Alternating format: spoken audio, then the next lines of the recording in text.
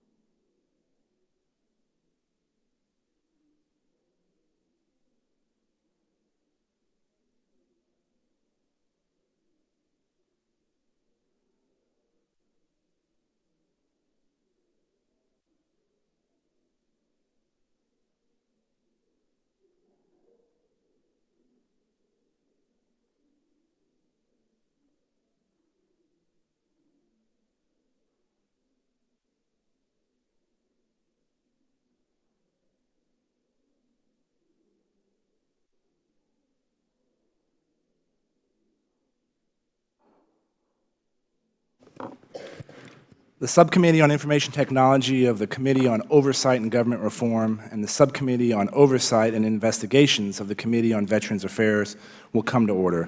Without objection, the Chair is authorized to declare recess at any time. Let me start today's hearing by trying to simply state my frustration. It's the year 2015.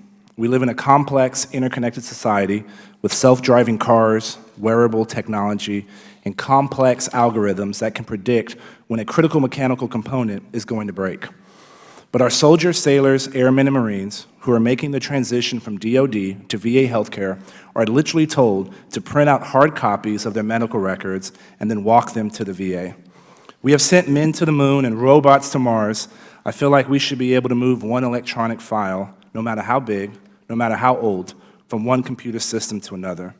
I don't mean to understate the enormity of the challenge of integrating the two largest federal bureaucracies, but it is clear to me that our inability to integrate these two systems is a problem of leadership rather than technical feasibility. The story of the Interoperable Electronic Health Record starts in 1998 with the government computer-based Patient Record Initiative. Since then, I have counted 6 programs or other initiatives from 2002 to 2013 designed to increase the exchange of healthcare data between the VA and the DOD. In that time, we've had 3 presidents and 2 wars. And the members of our armed forces are still coming home to find that 2 decades was not long enough for these 2 departments to get together and develop a workable and fully interoperable electronic health record. While today's hearing could include a conversation laced with technical terminology, interoperability, mapping national data standards, graphical user interfaces, and health data domains, at its core, this is not a problem of technology. This is an issue of management. Why did these 2 departments abandon the Integrated Health Record Program? Cost of effectiveness was the answer given after spending, according to the Interagency Program Office, $564 million on the integrated health record. But continual failures to make deadlines and deliver on capabilities led to these 2 departments doing what they so often have done in the past, go their separate ways. The current plan for DOD and the VA to modernize their healthcare IT infrastructure in order to achieve full interoperability lacks metrics and goals. These are not issues of data standardization. This is Management 101. In FY 2014, the Department of Veterans Affairs spent $3.2 billion on outdated legacy technology, while the Department of Defense spent $24.3 billion. Over the summer, DOD awarded a $4.3 billion contract award to upgrade DOD's DIM-SUM program, which is DOD's program to modernize its health IT systems.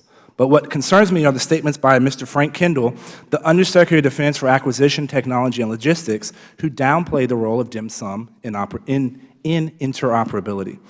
Mr. Kendall made these 2 comments about DIM-SUM. Begin quote, "It's a big misconception out there that this software system we're buying is about interoperability, period. There is not a big interoperability problem with the VA and DOD today," end quote. This is the problem I keep coming back to. Does management understand the depth of the problem when it comes to interoperability? And let me say this right now, just to get it out of the way. The Joint Legacy Viewer, the JLV, is not real interoperability. And I hope that is not any one of y'all's answers today to any of our questions about interoperability. The ability to view patient data and the ability to access and use in real time patient data are 2 profoundly different things. Missed deadlines, cost overruns, and failures to deliver on expectations leave me with serious doubts about these 2 departments' ability to work towards this common goal. When can DOD and the VA actually implement their planned IT improvements? When can DOD and the VA modernize their systems? When can DOD and the VA achieve full interoperability? I'm looking forward to exploring these topics today. My colleagues and I recognize these are big challenges. Interoperability of health records is something the private sector is still struggling with. But if DOD and the VA get it right, they can be a model for the rest of the world. At the end of the day, when we cut through all the technical jargon, the myriad of acronyms, and the countless PowerPoints on this topic, we have 2 very simple questions that must be answered. When will our men and women in uniform be able to walk across the street the day they are discharged from service to a VA medical facility and have their health record waiting for them? And who is in charge of making this happen?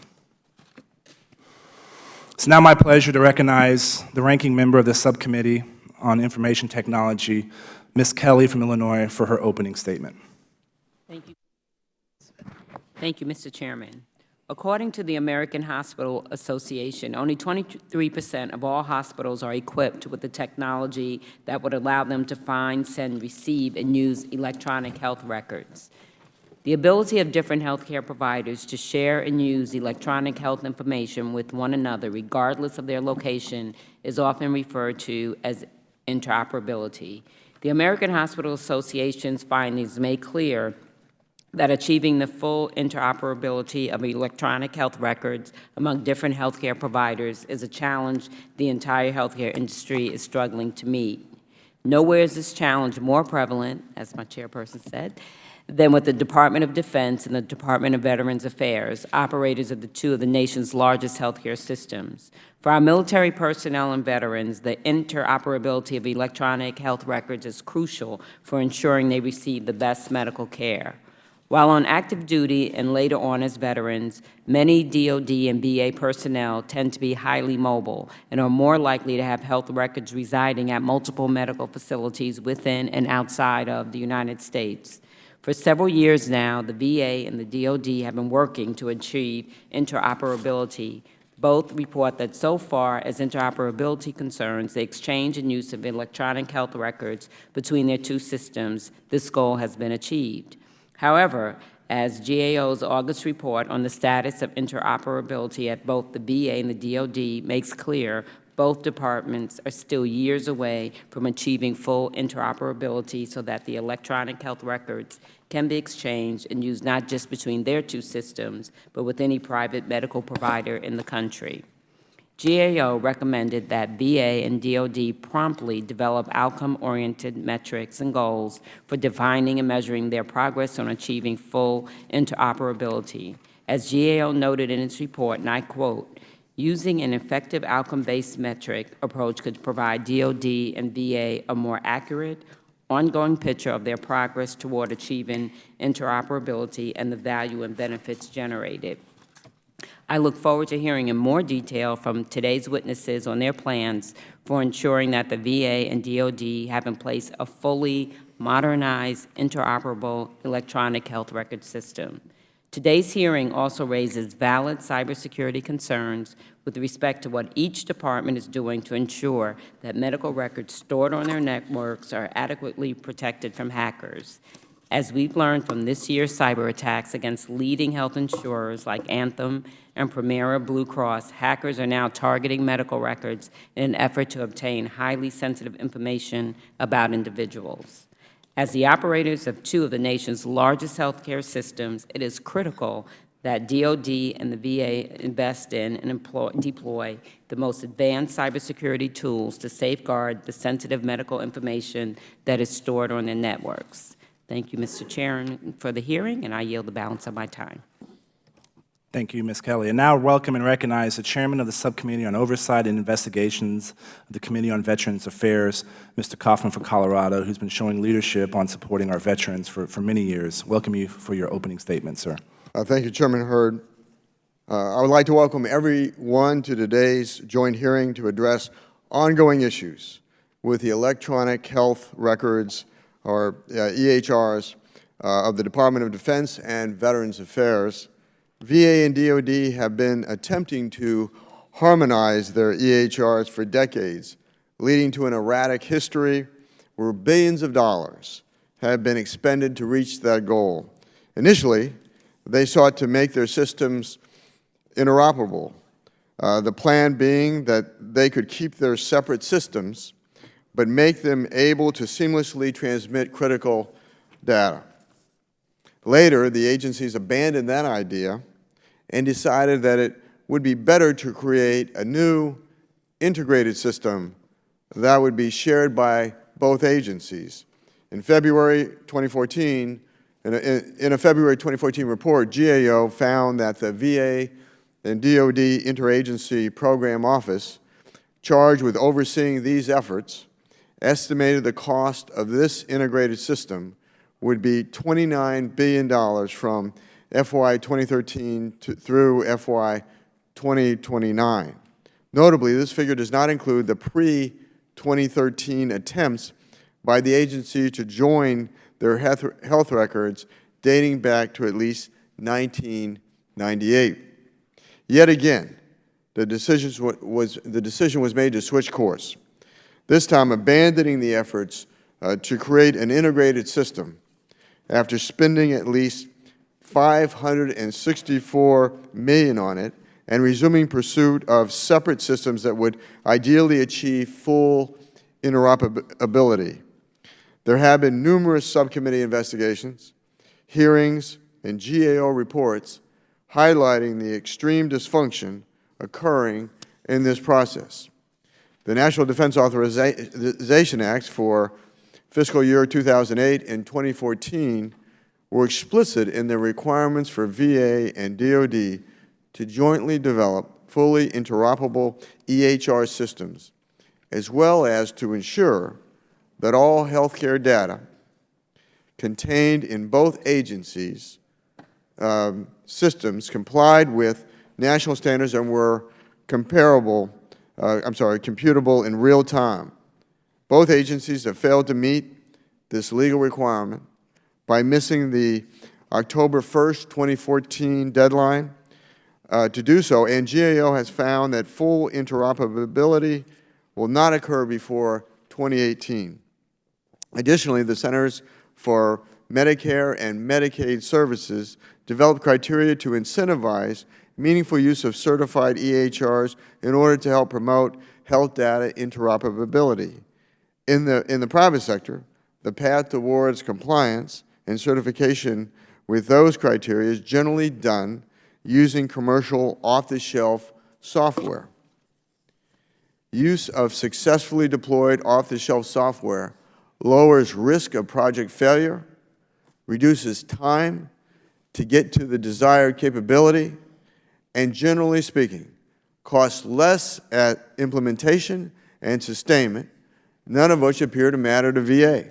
Instead, VA opted to create a proprietary system which many of its healthcare facilities across the country have further customized, leading to 130 different electronic healthcare systems. Unfortunately, this sort of disarray and failure to produce positive results has become the hallmark of VA's Office of Information and Technology. There has been a substantial personnel change in that office, which is encouraging, but there is a tremendous amount of damage that must be undone before these agencies' EHRs can meaningfully interact. The National Defense Authorization Act, I look forward to hearing from the witnesses today about the rationale for the decisions that have been made, as well as the plans to correct decades of information security weaknesses within both departments. With that, I yield back to Chairman Hurd. Thank you, Chairman Kaufman. I now recognize the ranking member of the Subcommittee on Oversight and Investigations, Ms. Kuster, for an opening statement. Thank you, Chairman Hurd, Chairman Kaufman, and Ranking Member Kelly for holding this hearing on issues with DOD and VA electronic health records. Both agencies have been working for almost 20 years to achieve true interoperability for their health records, and one of my very first hearings at the VA committee was on this topic. The goal of real interoperability and the seamless sharing of health information has seemed in reach, but unfortunately never quite achieved. In an August 2015 GAO report, GAO noted that both agencies had failed the October 2014 deadline imposed by the 2014 National Defense Authorization Act, as referenced by my chair, to certify that all healthcare data complies with national data standards and is computable in real time. DOD and VA now report that they may be, quote, weeks away from meeting this deadline a full year later, but it is still unclear whether VA and DOD will achieve interoperability between their electronic health records by the end of 2016. This raises what I believe to be the heart of this decade-long effort and why the achievement of this goal always seems to be just out of reach. What, in practical terms, does interoperability mean to DOD, VA, and private providers? GAO refers to this as, quote, the criticality of these departments needing to define what they aim to accomplish through these efforts and identify meaningful, outcome-oriented goals and metrics that indicate not only the extent to which progress is being made toward achieving full interoperability, but also the measures to which they will be held accountable. If we are not clear as to what we all mean by interoperability and what we're hoping to achieve in the case of an individual veteran or service member and the health care they receive, then we will never achieve what we mean to, and interoperability will only be in the eye of the beholder. This search for real interoperability goes beyond DOD and VA and raises questions as to our expectations regarding how healthcare data flows between agencies and now with the VA Choice Guard between those agencies and private healthcare providers. In addition, we must always ensure to the fullest extent practicable that this healthcare data is secure and safe. Until VA is able to demonstrate that its providers are able to readily access the relevant information from DOD records to make the most informed decisions on treatment options, neither agency can declare mission accomplished. As DOD pursues an overhaul of its EHR through the latest Partnership for Defense Health, and VA continues with its incremental plan to modernize the VISTA EHR under the new VISTA Evolution program, I remain concerned that interoperability will no longer be a DOD and VA focus. I'm concerned that these separate efforts at the end of the day might not fully match the capabilities we envision while coming with a higher price tag for the American taxpayer. The recent VA independent assessment found that VISTA is in danger of becoming obsolete and that VA lacks standard clinical documentation, making it difficult to exchange EHR information among all VA medical centers. We need to take a realistic look at whether the VISTA Evolution program is the best means for VA to modernize its EHR system and achieve all the benefits and capabilities of interoperability with DOD and private providers. As more service members leave the military and as more veterans and service members receive their health care from a combination of VA, DOD, and private providers, it is vitally important that DOD and VA work to achieve interoperability not only between the two agencies, but with other health care providers treating veterans. And with that, I yield back, and thank you, Mr. Chairman, for scheduling this hearing. Thank you, Ms. Kuster. We'll hold the record open for 5 legislative days for any members who would like to submit a written statement. And I want to thank the staffs of all the committees for helping us be prepared for such an important hearing that we have going on today. I'd like to also note the presence of our fellow colleague from the full Committee on Oversight and Government Reform, Mr. Heiss, and also Seth Moulton, Mr. Seth Moulton. Without objection, Mr. Heiss and Mr. Moulton are welcome to fully participate in today's hearing. We will now recognize our witnesses. I'm pleased to welcome Ms. Laverne Council, Assistant Secretary for Information Technology and Chief Information Officer at the U.S. Department of Veterans Affairs. Thank you for being here, Ms. Council. Mr. Brian Burns, Deputy Director of Warfighter Systems Integration at the Office of Information Dominance at the U.S. Department of Veterans Affairs. Mr. Christopher Miller, Program Executive Officer of Defense Healthcare Management Systems at the U.S. Department of Defense. Mr. David DeVries, Principal Deputy Chief Information Officer at the U.S. Department of Defense. And Ms. Valerie Melvin, Director of Information Management and Technology Resources Issues at the U.S. Government Accountability Office. Welcome to you all, and thank you for being here. Pursuant to Oversight and Government Reform Committee rules, all witnesses will be sworn in before you testify. Please rise and raise your right hand. Do you solemnly swear or affirm that the testimony you are about to give will be the truth, the whole truth, and nothing but the truth? Thank you. Please be seated. And let the record reflect that all witnesses answered in the affirmative. In order to allow time for discussion, we would appreciate it if you would limit your oral testimony to 5 minutes. Your entire written statement will be part of the record. Assistant Secretary Counsel, you are recognized for 5 minutes. Thank you for being here. Thank you. Chairman Hurd and Kaufman, Ranking Members Kelly and Kuster, and members of the House Oversight and Government Reform Subcommittee and Information Technology and the House Veteran Affairs Subcommittee. Thank you for the opportunity to appear before you today to discuss interoperability, electronic health records, cybersecurity, and the state of the Office of Information and Technology, or OINT, at the Department of Veteran Affairs. I'm accompanied today by OINT's lead for the Interagency Program Office, Deputy Director Brian Burns. Over the last 3.5 months, I've had the privilege to be a part of VA, where we have the greatest mission in government to care for the nation's veterans. VA's Office of Information and Technology is at a critical inflection point.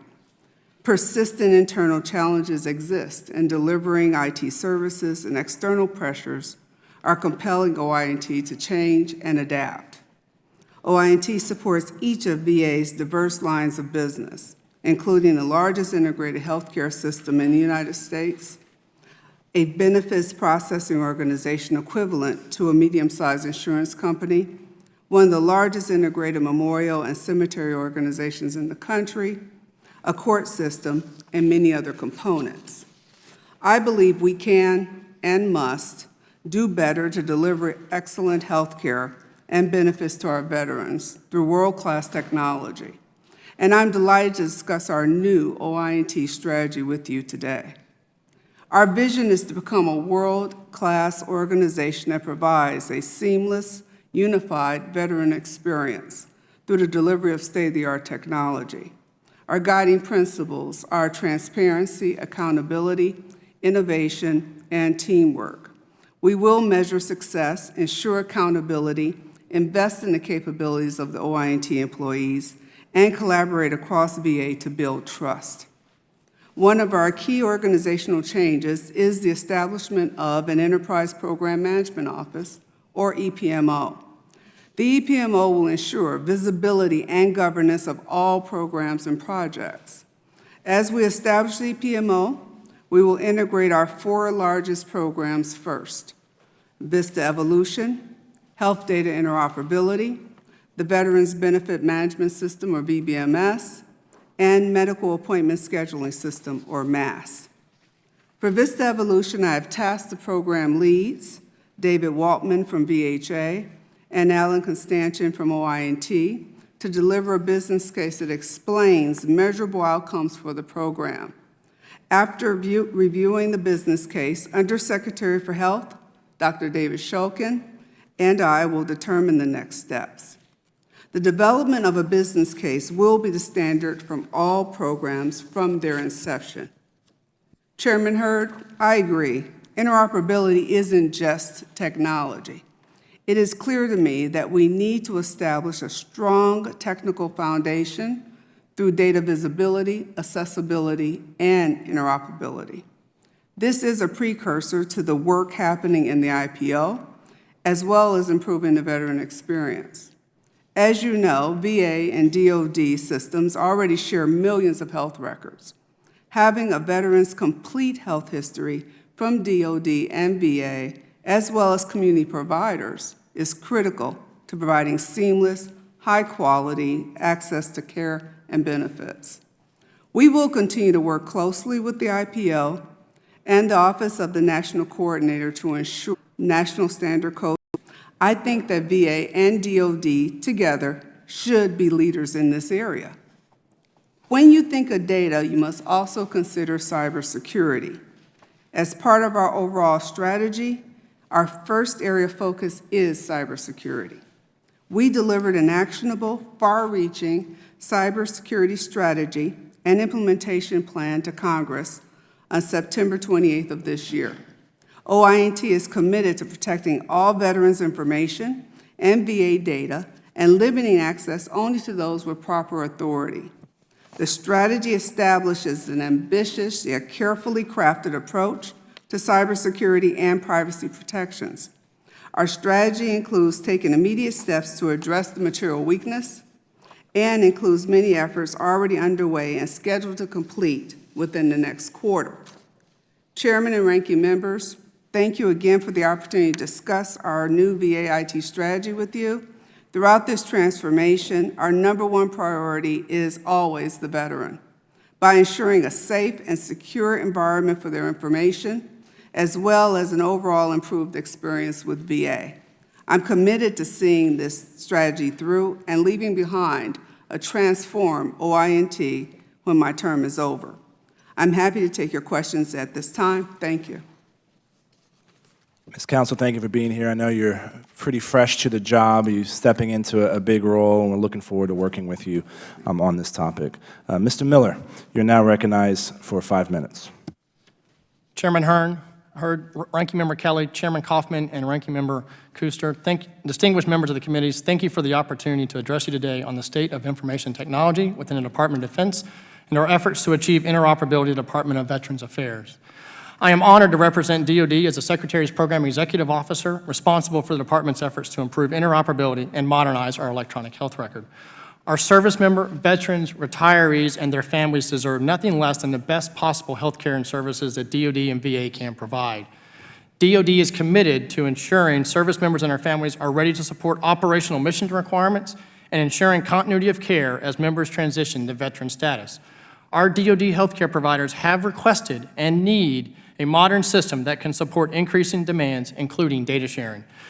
To this end, DOD is committed to 2 equally important objectives: improving data interoperability with both VA and our private sector healthcare partners, and successfully transitioning to a state-of-the-market electronic health record that is interoperable with VA and the commercial healthcare systems used by TRICARE partners. Since October 2013, we have made significant progress in achieving both of these objectives. Our actions speak louder than our words and demonstrate our steadfast commitment.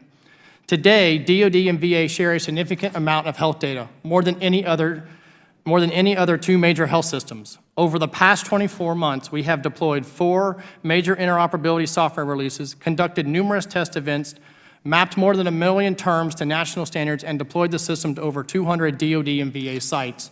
Clinicians are currently able to use their existing software applications to view records of more than 7.4 million shared patients who have received care from both departments. Both departments, healthcare providers, and VA claims adjudicators successfully access the system nearly a 250,000 times per week. This data is available in real time, and the number of records viewable by both departments continues to increase. As a result of this progress, DOD will certify to Congress that it has complied with the FY14 National Defense Authorization Act requirements for interoperability with the VA by the end of this month. Most importantly, we are getting a tremendous amount of feedback from our users in both departments. On a parallel path, DOD's modernization effort is well underway. Our goal is a system for the future, which is open and flexible so that it can easily adapt to meet changing requirements. After a rigorous and comprehensive evaluation of industry proposals, DOD awarded a contract without protest in July 2015 to a team led by Leidos that includes 34 other partners. The contractor team will provide an off-the-shelf suite of products that is ONC and meets our operational requirement.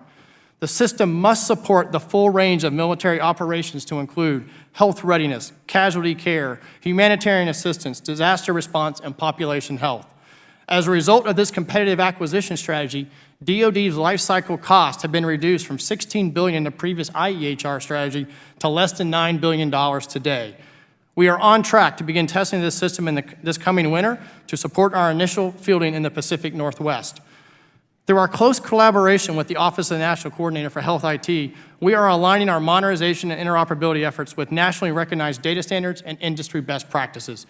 The adoption of these will ensure that the health data of our service members and veterans is interoperable with the health systems of our private sector healthcare providers, which account for over 60% of the care provided within the military health system. We have the opportunity to save time, save money, and most importantly, save lives. Our progress the past 24 months has been a matter of getting back to acquisition basics, getting their requirement right, thinking like a taxpayer, delivering on our promises, and developing our technical workforce. We clearly understand that our mission is not complete. To remain successful, we must continue to stay focused, innovate, and hold ourselves to the highest standards of excellence. Chairman Hurd, Ranking Member Kelly, Chairman Kaufman, and Ranking Member Kuster, thank you again for the opportunity to testify today. The Department greatly appreciates the Congress's continued interest and efforts to help us deliver the health care that our nation's veterans, service members, and their dependents deserve.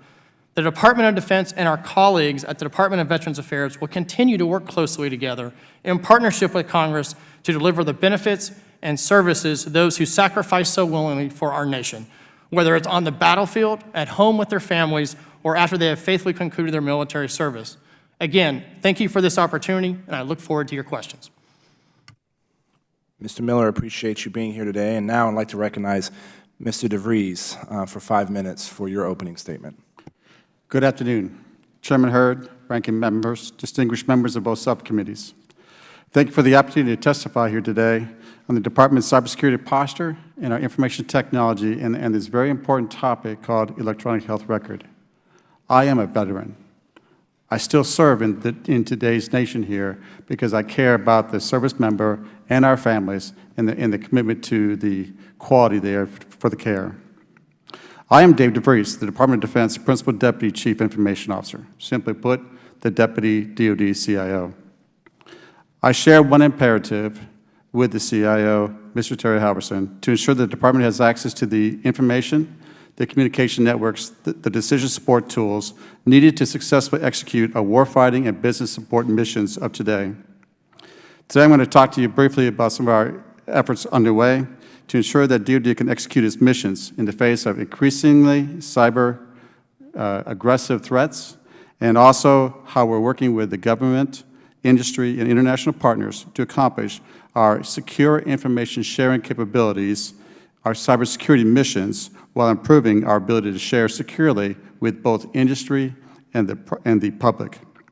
We are in the business of defense, but that requires us to be integrated in almost every discipline you can think of: acquisitions, health, logistics, real estate, food, distribution, industry control systems, and many, many more.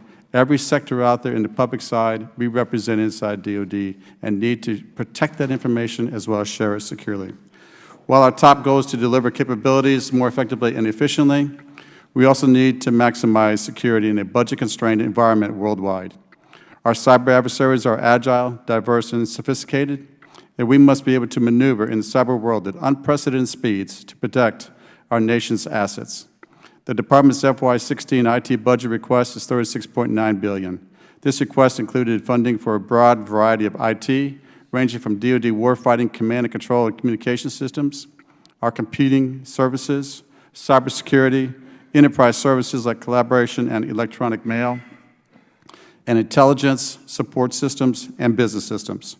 These investments support mission-critical operations that must be delivered both on the battlefield and in an office environment. We will continue to focus attention on cybersecurity and take aggressive action to counter cyber threats to our networks and weapon systems.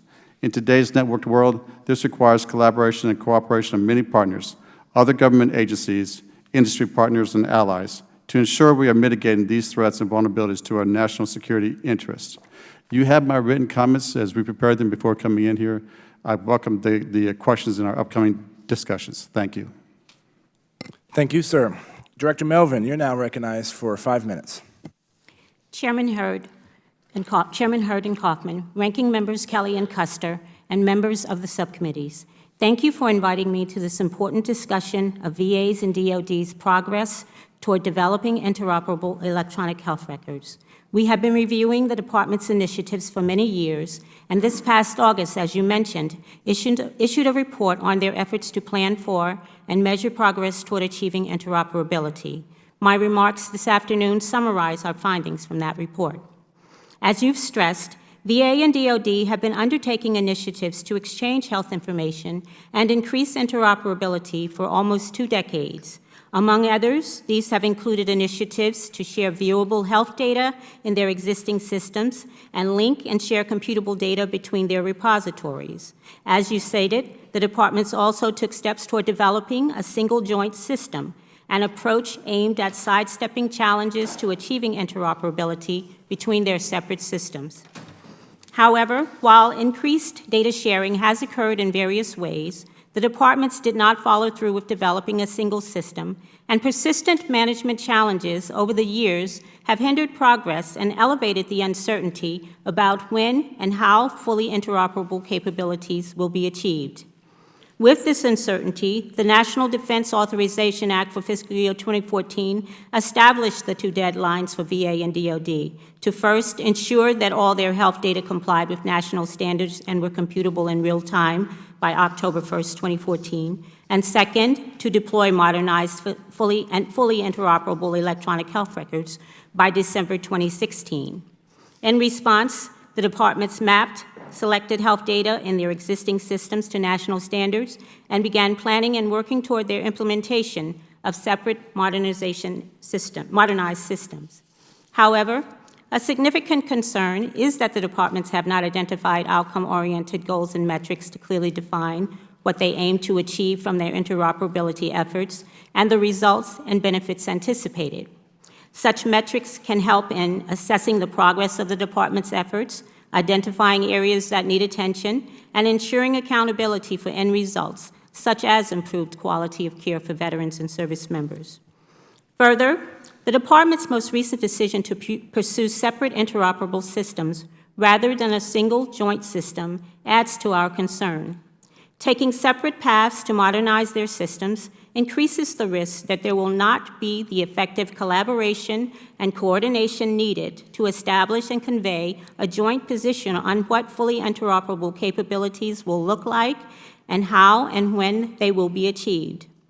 Over the long history of the department's efforts, reaching such a state of clarity has been elusive and is further evidence of the need for outcome-oriented goals and metrics to help gauge and encourage progress on this latest effort.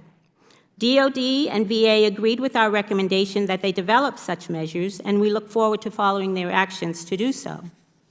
Nevertheless, the department's longstanding attempts to achieve interoperable electronic health records is an example of the larger problem with ineffective management of IT projects across the federal government, as we have highlighted in our 2015 high-risk update. The history of these departments' efforts also highlights the importance of continued congressional oversight, as you are providing by holding this hearing today. VA and DOD must now do their part to more efficiently and effectively bring this challenging endeavor to a successful outcome. Recommendations that we and others have made, along with the important IT acquisition reform provisions outlined in FATARA, should give the departments a more clear basis for demonstrating further success. This concludes my oral statement, and I would be pleased to respond to your questions. Thank you, Ms. Melvin. I'll begin with questions. Ms. Counsel, as required by the NDAA of 2014, all VISTA data was to be in a compliant format established by the Office of the National Coordinator for Health Information Technology, or the ONC, but VA stated it would not certify until later in 2015. Has VA certified its compliance to the standard? Want to take that, Brian? Mr. Burns? Yes, I'll have Mr. Brian respond, because I want to make sure we're precise on this answer. Okay. At this point, we have not certified to the 2014 requirement, the October 1st, 2014 requirement. The approach we took is we identified 25 domains. From those 25 domains, we prioritized those. The first 7 we looked at were the most frequently used, the most high volume, and what we consider the most relevant terms. Those we did do data mapping to, and then we continued to map from there, and we're still continuing to do that process. As we go forward, we also do updates to each one of those respective domains to make sure that any additional terms that come in are also mapped. Those then are used in data maps that go into the capability of sharing the information with JLV. So at this point, we have data maps for most of the sets. We have partial mapping for most of the sets at this point. Okay.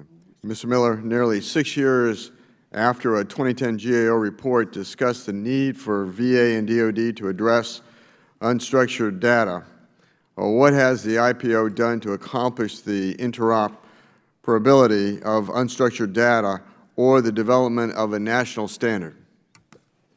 Sir, I would offer a couple of things, sir. We do have a dedicated IPO, Dr. Lauren Thompson. She reported aboard in May. For some time, I was wearing 2 hats, but I'm no longer wearing 2 hats. I think that's reflective of our commitment to the IPO and the work that they do. With regards to national standards, you heard in my opening comments, our strategy has been to partner with the Office of National Coordinator for Health IT in identifying those areas and what standards we need to have, and to leverage things like ONC certification, and then to bring those forward between the 2 departments, and let's determine jointly what those standards needs to be, and then promulgate those back out to both departments. I think you will see on both the DOD and the VA, those standards are incorporated. If you were to go look inside the DOD's acquisition program, you would see where those are required. As part of our modernization, they are part of our technical package. Those things are currently flowing back to both departments. The IPO is basically responsible for working between the 2 departments, providing technical leadership to make sure that those standards apply, and then and bringing things back to the Office of National Coordinator where we need refined standards and improvements in standard. Just recently, the IPO took a very strong leadership role in looking at things like the CCDA document, which is a consolidated document that provides a transition of care within the commercial side that DOD and VA are both using as part of our exchange with our commercial providers. And so those are the kinds of activities where the IPO is taking strong technical leadership and helping us understand what the appropriate national standards are. I think as everybody's highlighted today, the national standards piece is much bigger than just DOD and VA, and we need to have a strong collaboration with the leadership of HHS. Ms. Melvin, in February 2014, GAO reported that VA and DOD failed to correctly implement the IPO and further noted the diminished role the IPO plays between VA and DOD. Considering this finding, what purpose does the IPO serve in its current state, and similarly, is there a need for the IPO at all? Well, I'd start by saying that the IPO was established by the National Defense Authorization Act for 2008, so it has a specific function in statute to be the single point of accountability for VA and DOD achieving the electronic health record. Several of our reports, in fact, have noted that the position of the office has not been specific to or as connected to the overall function for which it was assigned. We have seen it having a limited role in the department's current efforts over time. It's been what I would describe as more of an evolving role, and it's one that it is reasonable that one would question its current responsibilities and whether it should exist. Having said that, the IPO is currently responsible for developing the national standards, or at least identifying the national standards that that VA and DOD are to adhere to. So they do have an important function. I think the important thing about it is that it must be clear what the role of that office is going to be. If it's not going to be at the level of a role of authority, a single accountability office for authority, then it is important for the agencies and for Congress to determine what their role should be. Thank you. Ms. Kelly, you're now recognized for 5 minutes. Thank you, Mr. Chair. Mr. Miller, why is it important that your department first ensure that all healthcare data comply with national standards? Because, ma'am, as we've highlighted today, our care is provided in a number of different settings. And in case of DOD, more than 60% of our care is provided out on the market through our TRICARE contracts. And the way that we get at the ability to really share and use information is by adopting these national standards. And I think it's important that we all recognize that both DOD and VA were well ahead of where the larger national effort was that started really in the HITECH Act in 2008, 2009.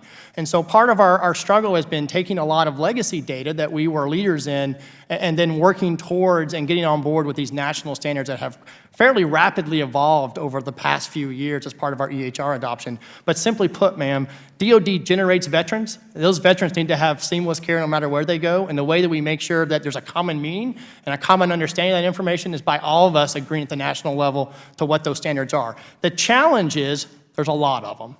And the other challenge is we all have to agree at a little bit lower level than just adopting a top-level standard. There have to be some lower-level agreement about what we mean with certain standards. And so again, that reinforces where the IPO fits, because the IPO provides a critical linkage between our two departments and the Office of the National Coordinator, because we provide a lot of feedback. We do believe we can be on the leading edge in many of these efforts, and it's that IPO function that really provides a strong leadership role to make sure that we implement the national standards correctly, ma'am. Well, Mr. Miller and Ms. Counsel, can you tell me when your respective departments will be able to certify that the data complies with national standards? When's your goal? What are you looking at? So, ma'am, I will say from DOD, I just reviewed our letter for certification. I do want to highlight that one of the reasons why DOD is a little bit late here is that the NDAA, which I have a copy of, if you really want to look at it, it refers only to DOD's ALTA data. ALTA data is our outpatient data. And the reason why I want to take a second and explain this is when we met with our functionals, and I'm here to tell you, I don't measure success for DOD. I measure success by what our users say. And so when we started down this journey, to do this data mapping and understand what they wanted to be able to access in an integrated view as the NDAA required, they came back and said, it's much more than your outpatient data. It's your inpatient data. It's your data from the private sector. It's the data from in-theater and our theater systems. And so because of that, DOD took the last year to integrate much more than what the NDAA required, because I felt that was the right thing to do. And so I will defend, because it is what our functional users really asked for. Making that data available, we also had to work through a series of data maps. And over the last year, we went through 4 iterative builds. Those builds were reviewed by subject matter experts in the DOD as well as the IPO before we put them in production. And so those things took a little time. I am here to say that some of this stuff is incredibly complicated. We're dealing with a large number of terms. And it was important that we did this right. The last thing I want to do as an acquisition person is put a bad tool in my users' hands, because they will not like it. They will get turned off from it. And we've been very careful about how we've deployed the things and how we've increased access. And I'm here to tell you today, our results are pretty staggering when you look at the demands and the feedback we're getting for the use of this information. It is not about JLV. What really JLV provides is a view into the data that's flowing between the two departments. And in reality, what will happen is the VA, any of their systems will use that data, whether it's EHMP, their VISTA follow-ons, and they will use it however it best makes sense within their healthcare setting. The same in DOD. We are working right now to make sure that data coming back from VA is provided to our new system as part of our integration and testing over the next year. So thank you, ma'am. Thank you. Ms. Counsel. Yes, as far as our data is concerned and spending some time with the team, certainly we receive the data from DOD and then we have to map it to the standards, to our system. The team says that we should be well on time to certify in 2016. But the VA issue around data is much broader than that. Our veteran has more than just health data that we're concerned about. It's general active duty and other sets of data that we'll be bringing together. One of the key factors of our new strategy is starting and establishing a strong data management capability to give us a holistic look at the veteran and be able to interchange and engage with that veteran in a very different way than we do today. So for the VA, our look is not just the health. We will certify that in 2016, but broader so that we can change the veteran's experience by having a holistic look at their information that's important and germane to the benefits, the health care, as well as the end care they receive. So can you two currently exchange patient health data between one another? We currently do today exchange health information between each other. You can do that, and do all users have access to interoperable electronic health record systems? Go ahead. We, at this point, we have, depending on the system, we have users that use the existing system, CPRS. We also, through the viewers, we are adding users on a regular basis. This time last year, we had, with JLV, we had 600 users. We now have up to 19 users every single week in doing that. That's just one tool. As said, there's other tools that there are access to in our web-based solutions as we move forward, and even our follow-on modernization. So we continue to add users on a regular basis. This year also we added VBA, Veterans Benefits Administration users, which was a significant help in getting them to be able to look at the records in addition just from the health standpoint. Thank you. I'm out of time. I yield back. Thank you, Ms. Kelly. Mr. Farenthold, Texas, you're now recognized for 5 minutes. Thank you very much, and I'd like to follow up on that a little bit, Mr. Burns, if you will. You say you've added 19,000 users in a viewer. I mean, is that really isn't interoperability where everybody can access the data that needs to access the data, and doctors can and nurses can input the data? I mean, that's just, okay, I'm able to look at it, right? With the current, with JLV, it is a viewer, so you're able to look at the data. The one thing that we did add through that is that we have where data is mapped. We can then demonstrate and show the mapping of the data in addition to the original data. So that isn't where I wanted to go, but I wanted to follow up on that question. Ms. Counsel, the Secretary of the VA, Mr. McDonald, was recently in South Texas and said, you know, one of the reasons there was such a slow pay system is some of the legacy systems are still operating in the COBOL programming language. I mean, 1960s technology. You know, it just seems like there's not a focus there. You spoke a little bit about you know, making the business case for what products in IT that you work on. You know, can you tell me a little bit what the business case is? To me, the number one focus should not be the business case, but should be providing quality service to veterans. I mean, I could make a business case for making veterans wait months for service so we don't have to make more doctors. I mean, what constitutes business case? It really gets to the point that was raised earlier. How do we measure success? How do we know we're actually accomplishing what we said we would accomplish? And how do we know we're spending our time and monies on the right thing to enable help for the veteran? So that's what we mean by business case. All right, so let's look at what's happening now. There was just a report out today that in San Antonio, just north of the district I represent, that we have the highest wait times since May. We're up to 12,000 veterans waiting over 30 days to get care. That's the worst in the entire VA. I mean, I thought we were trying to address these wait times. Shouldn't that be, the wait times be one of the top priorities of getting veterans the care that they need in a timely fashion? It certainly should, sir. And at the end of the day, that's what the MASS project is set to schedule, so we can really handle the capacity that we have. It is our responsibility to ensure that we change the veterans' experience at VA. And my intent as leading the IT organization is to modernize this organization and get us to make the decisions that we need to make to focus on the right things. We've looked at, we started talking about this in Congress in 2008, 2009. You look at 2008, 2009, Uber didn't exist. They've come up with a complete data infrastructure of the world's largest taxi service without a single driver that can be wherever in most cities can pick you up in a matter of minutes. Square Technologies has come online where you can plug something into your iPad and do credit card. Pinterest wasn't in existence in 2007. I mean, the technology can be done in a timely fashion. Is there a culture problem? What is the problem within the VA that makes IT such a struggle? Well, I think part of the issue is many of the examples you gave were independents, and they're not trying to enable an enterprise. They're not trying to enable HR and finance and all the other things that come with it.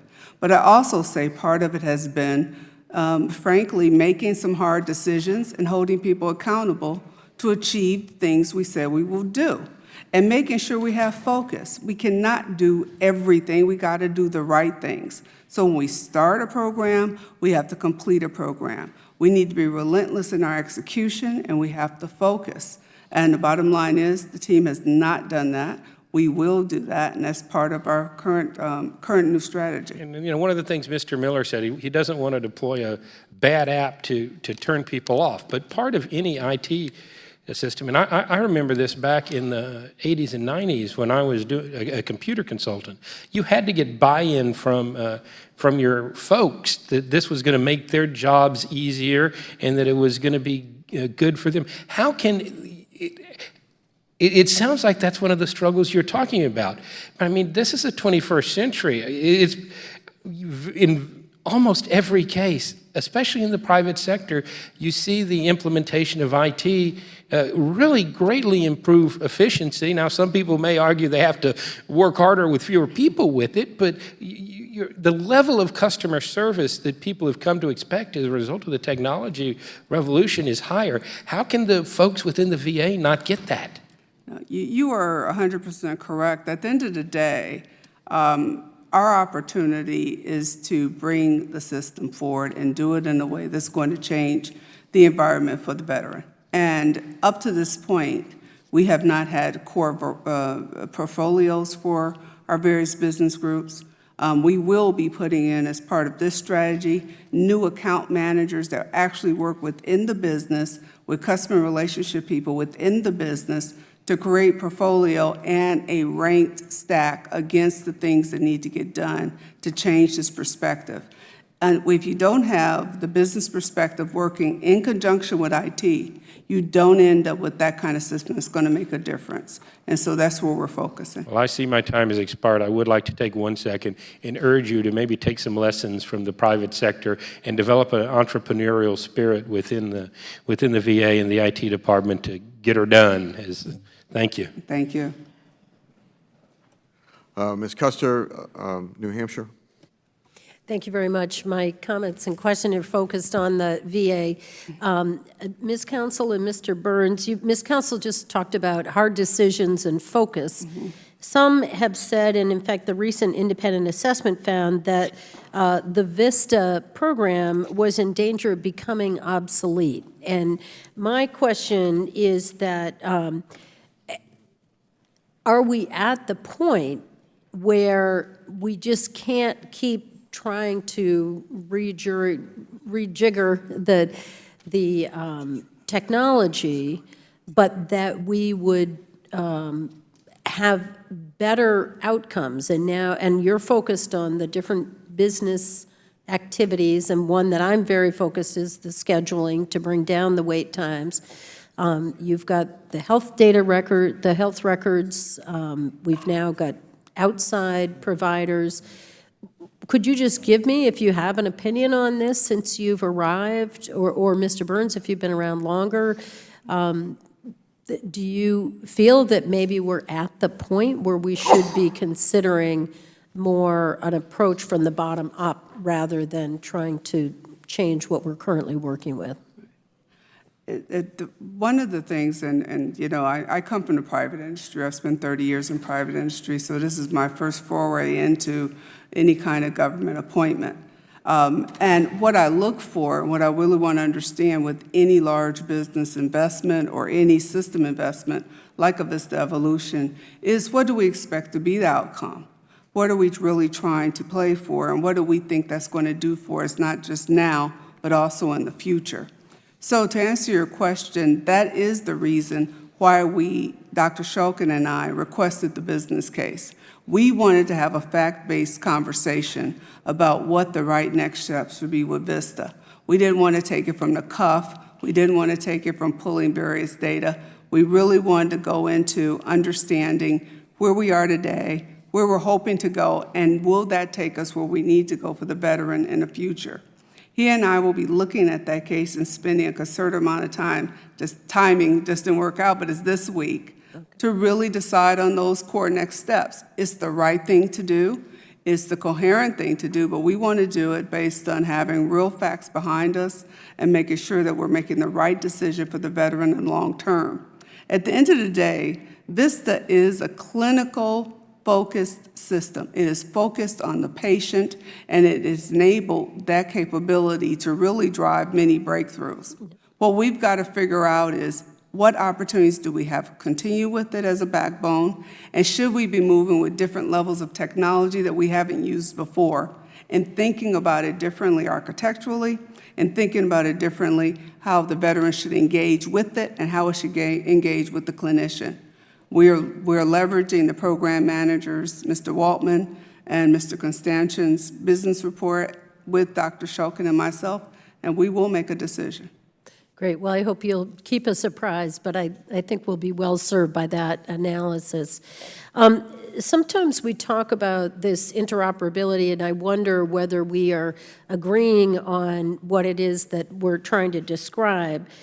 It seems to me that there are three different levels: the foundational is just the very basic, that, you know, where you're looking at the page on the screen, and it doesn't allow for the interpretation of the data or the sharing of the data. Structural, the intermediate level, defining the structure or format of the exchange, and then semantic, the highest level, the ability to exchange and use the exchange information. And I know going forward, and certainly the practitioners that I've spoken to, the providers in the VA, want to be able to use the data for research, for trends, we have a terrible opioid and addiction problem going on. Can we look at the population, learn from the best practices? Could you just comment on where you feel the VA is right now, what level we're at, and where we might expect to be a year from now? Sure. Actually, Brian and I have been talking about this a lot, so I'm going to give him an opportunity to answer your question. Thank you. In the terms that you laid out, first of all, the first level, foundational, or another way of saying it is technical, we do technical exchange day to day, and that's the fundamental basic level. So we're pretty good there. And that's happening right now throughout the VA? That's happening throughout the VA. And it's been happening actually for over a decade of transferring data. Okay. And that's really thinking of transmission of data, showing the data as is, or to some degree with these standards. The next level, the intermediate level, gets more into how do you begin to use the data. And that's where we're focused, at least from the IPO perspective, of what are the use cases? How do we actually want to use that data, and what is pertinent?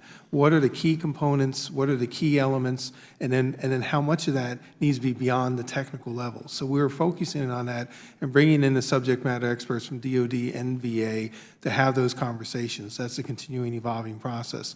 The highest level, as you mentioned, semantic, or another way of saying it is process. That's really looking at the workflows, and that's going across the organizations. That's a much more future issue, and candidly, that's an issue that even ONC is working with a strategic plan of how do we get from the current just sharing data at the rudimentary levels moving forward. So to answer your question, I think from a technical standpoint or foundational standpoint, we're really close, we're there. If we get into the intermediate level, we have pieces of it that we actually can do today, and ultimately we're trying to go with the modernization beyond just the NDAA, is really have the modernized system where we get the workflows and the semantics down, that it's machine to machine, and you can do the trend analysis, and you can do the look at the patient data far better to make decisions real quick, much quicker, and actually see even more patients as we go.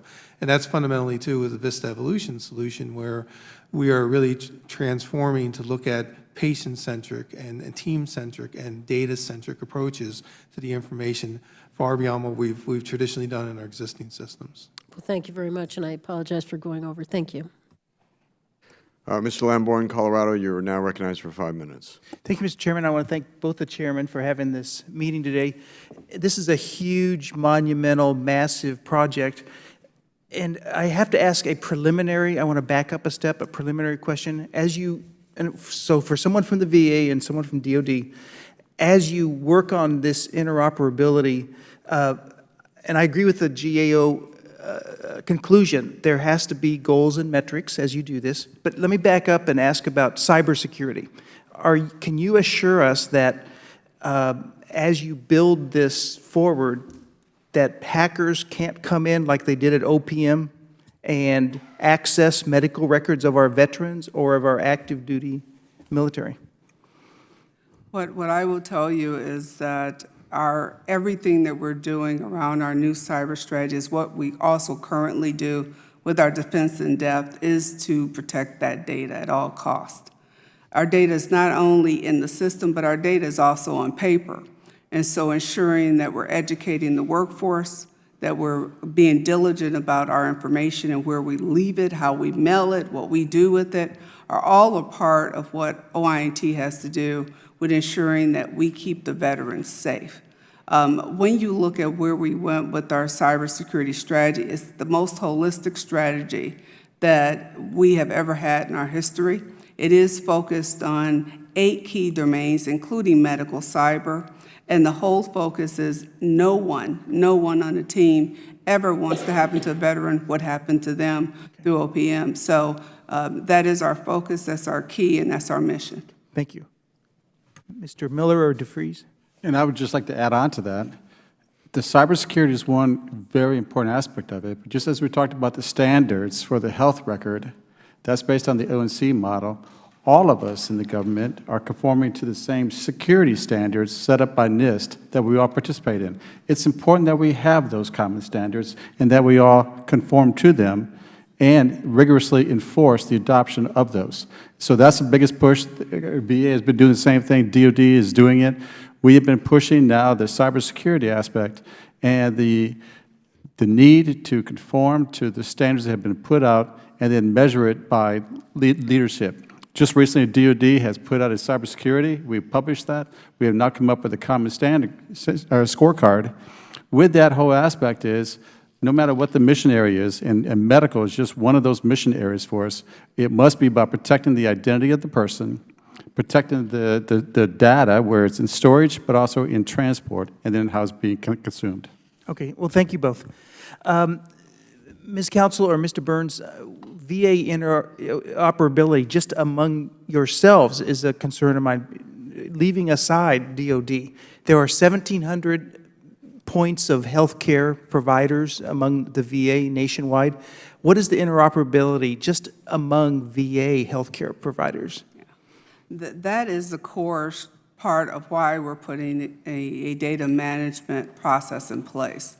Today, when you look at the OINT organization, we actually have the best opportunity to bring the information together for the veteran, on the veteran's behalf. So you have the health side, and of course we have to be able to work with our community providers. But again, remember there's a whole benefit level side and many veterans that don't use the health side that also creates a level of data and information for that veteran and to their end. So our issue and our opportunity is really to bring together the entirety of that set of information and start to leverage it on behalf of the veteran and sharing with the veteran what their opportunities are, where the benefit opportunities are, as well as what they should be thinking of in relationship to their health.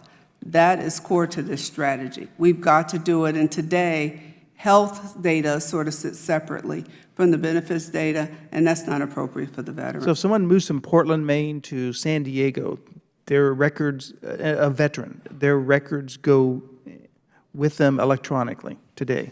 They do not go with them electronically today. That is what we're working on. Okay, because obviously that has to happen before you can interact with the DOD, and vice versa. Well, we're interacting with the DOD, information is from active duty to becoming a veteran in active duty. The issue with topography and moving from one location to another is making sure that another location can take that information and use it. So unless the veteran ports that information or we send that information on their behalf, it won't be there. We can send the information, but the key is we want to be in a situation where the information is everywhere the veteran is, regardless of their location, and that's what we're working toward. Okay, thank you.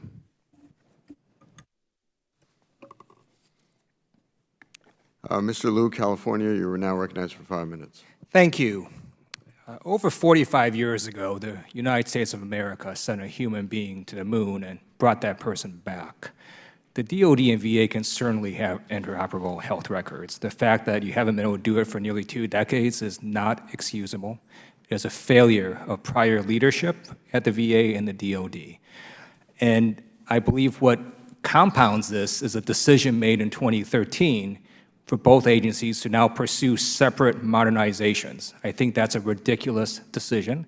And the GAO, in fact, has noted that the 2013 decision to pursue separate modernization rather than a single joint system indicates that achieving interoperability will be an ongoing concern for years to come. So what I want to know is, why can't you all just pick one system, whether it's a DOD system or the VA system, and implement it? Why do you have to pursue 2 separate modernizations? I don't understand that. So my first reaction is I think it's important we understand that the 2 departments have different healthcare missions. I think, you know, when so you're not customer focused, you're not focused on taking care of the active duty person? No, but I'm worried about making sure it works on a submarine at beyond periscope depth. I'm worried about it working in Afghanistan on SATCOM. I'm worried about it taking care of children I think it's important that we do share a common veterans population, but I think we also need to recognize that the two departments do have different organizational missions when it comes to healthcare delivery. And so are your systems lesser systems? Are they more basic because they've got to work on a submarine, or are they not as robust? Or I wouldn't say they're more basic. I think that we have different operating environments. And so when you're taking care of veterans in the United States CONUS and you have the ability to do certain things, that environment does not exist in theater for our people that are taking care of our soldiers that go in, our sailors, airmen, marine that go in harm's way. So I think we have to recognize our different operating environment. Additionally, there are different. So if your system can work on a submarine, let me ask the VA, why don't you just take their system? If it works on a submarine, it's going to work in your VA hospital. Why don't you just use that system? I can't speak for what decisions were made in 2013, but I certainly can say that our clinical capabilities and what we have to do from a veteran from the time they become a veteran to the time that they leave this earth is a much holistic calling. And for us, it is about the total health and capability of that veteran, and for us managing that care of that veteran during that time. It is different transaction, I think is what Mr. Miller is getting to. The timing of that transaction, our situation, our alignment is a lifelong alignment. And so our decision base probably will not work with the level of transactional focus that they would have. So you're saying that when the two secretaries in 2011 said you all could have a single joint system, that they were just wrong? I have no idea what the requirements were. Now, let me ask you, do any private sector hospitals use VISTA? Not that I'm aware of, sir. However, inside the United States, outside the United States, yes. Okay. And do any private sector hospitals use your DOD system that also works on submarines? Yes, sir. It's one of the largest used in the United States today. Okay. Question about the viewer that you all are talking about. Can you search on this viewer for terms or anything else, or is it just a viewer? The interoperable. So I wish we could give you a demo. I think it would explain a lot here, because I think when you think about healthcare, a lot of the information that your providers or our providers are accessing is just information they're referencing, right? The decision is going to get documented in their primary care system. But when you think about this viewer that we've been working together on, oh, by the way, it's been jointly done between the two departments.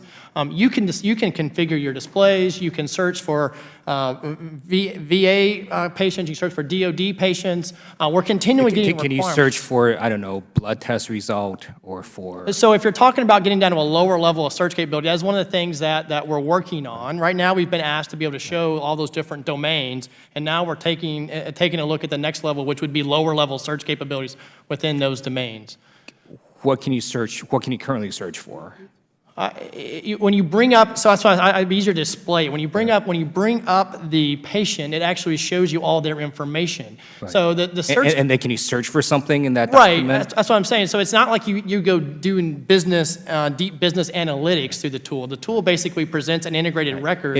Is there any difference between that and someone handing you a Xerox of the file? Oh, absolutely. Okay. I mean. Because you can search for things? Right, you can search for things. You can configure only what you want to see. So if there's a module you care about that you don't want to see, depending on your role, whether you're an ED doctor or you're an outpatient doctor, you can configure that view. Right. There's a My whole time lot is up, so let me just conclude. I believe that two separate modernizations are a mistake. I think the DOD should just take the VISTA system and make it applicable on submarines. It shouldn't be that hard. I yield back. Thank you, Mr. Liu. Mr. Walker, North Carolina, you're now recognized for 5 minutes.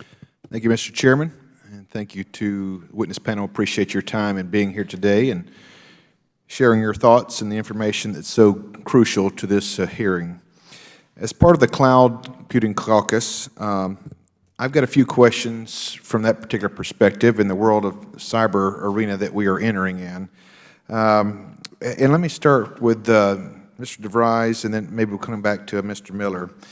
How are the VA and the Department of Defense taking advantage of these commercial cloud services to streamline the EHR, the electronic health record, interoperability, and then reduce costs? So it's a little two-part question there. First, how are we doing that, and then how do we see it or you perceive it to reduce the cost? So I think it's important to lay out where we are today.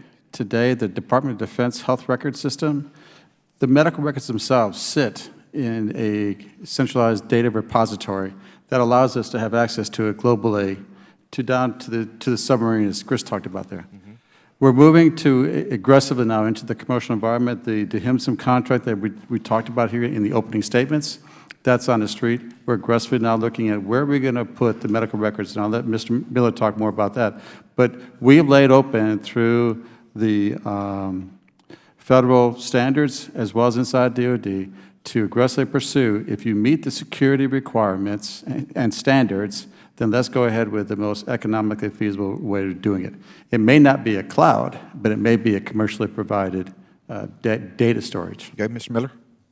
So as part of our modernization strategy, I would tell everyone that we're trying to take advantage of those emerging technologies because we know it'll simplify things and allow us to accelerate our deployment. And so if I were to go back to our previous systems, we would be installing software and things inside of our hospitals. Well, today, and I think you will see this if you go to your own, any commercial healthcare provider, really, you don't provide anything to the hospital anymore. That system is basically hosted centrally somewhere, whether at a data center, as a cloud, or part of a managed service. And basically, you just have to have a network connection and a device that can support it, just like your smartphone or something else. And that's the same strategy we're pursuing. Yeah, I'm aware of how it works, but my question is, I hear you say future tense we are pursuing. Well, are there action steps that we're absolutely, taking? sir. I mean, the proposals that we evaluated all banked on that technology being a key enabler. And so as part of our testing here in a couple of months, we'll be testing how well that works. And as part of our deployment, that's our hosting strategy that we're currently under the process of finalizing. But our hosting strategy will be centrally done so that we can take advantage of those technologies. Well, I appreciate the timeline there. Let me ask this question as well. If agencies that have sensitive information,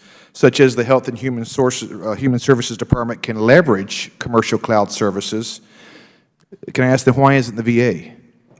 So, Ms. Counsel, then I'll come back to Mr. Miller. Go ahead. yes, fundamentally, that is where we're moving to. Part of our new strategy is a buy first and looking at the platform. Initially, when I first arrived, I met with the Inspector General to understand what their concerns were around us using the cloud. I also looked at our FISMA posture around our data. We had ranked all of our data FISMA high. In a cloud environment, that is incredibly difficult to be in a FISMA high platform and use the cloud. We that and re-looked at our policy so that we can move to the cloud. In addition, our electronic health management platform, which is the platform that's being placed on top of Vista, basically prepares us to move to the cloud. It moves the data into a new platform, so it'll be much more fungible and move us to that location. And we are currently now looking at key applications and virtualization with cloud technology. Ms. Miller, if I have time, I'll come back. But Ms. Melvin, I do have a question for you. Making sure that I'm crystal clear on this. What is the statutory deadline for deploying modernized electronic health record software with interoperability? The deadline that we spoke to in our report was December 31st, 2016, and that was based on what the FY 2014 National Defense Authorization Act is currently calling for. And that's a self-imposed deadline? That's the deadline that's called for in the Act. All right, and you feel good that you're on track? Well, from GAO's perspective, our review looked at that, and we found that through the plans that both VA and DOD provided to us, no, they are not on track to meet the 2016 deadline. They are in the process of implementing capabilities. They do have initial capabilities, I know, within the department. And see, I'm going to cut you off, and that's my concern. We have a deadline, and we're working towards that, but my time has expired. I'll throw it to Mr. Miller if you want to respond to that, and then I'll yield back to the chairman. Yes, I would just highlight that the NDA was silent about what deployment actually meant. And I think to the Armed Services Committee, they understand our plan. We met all their NDA requirements, got our funding restrictions lifted.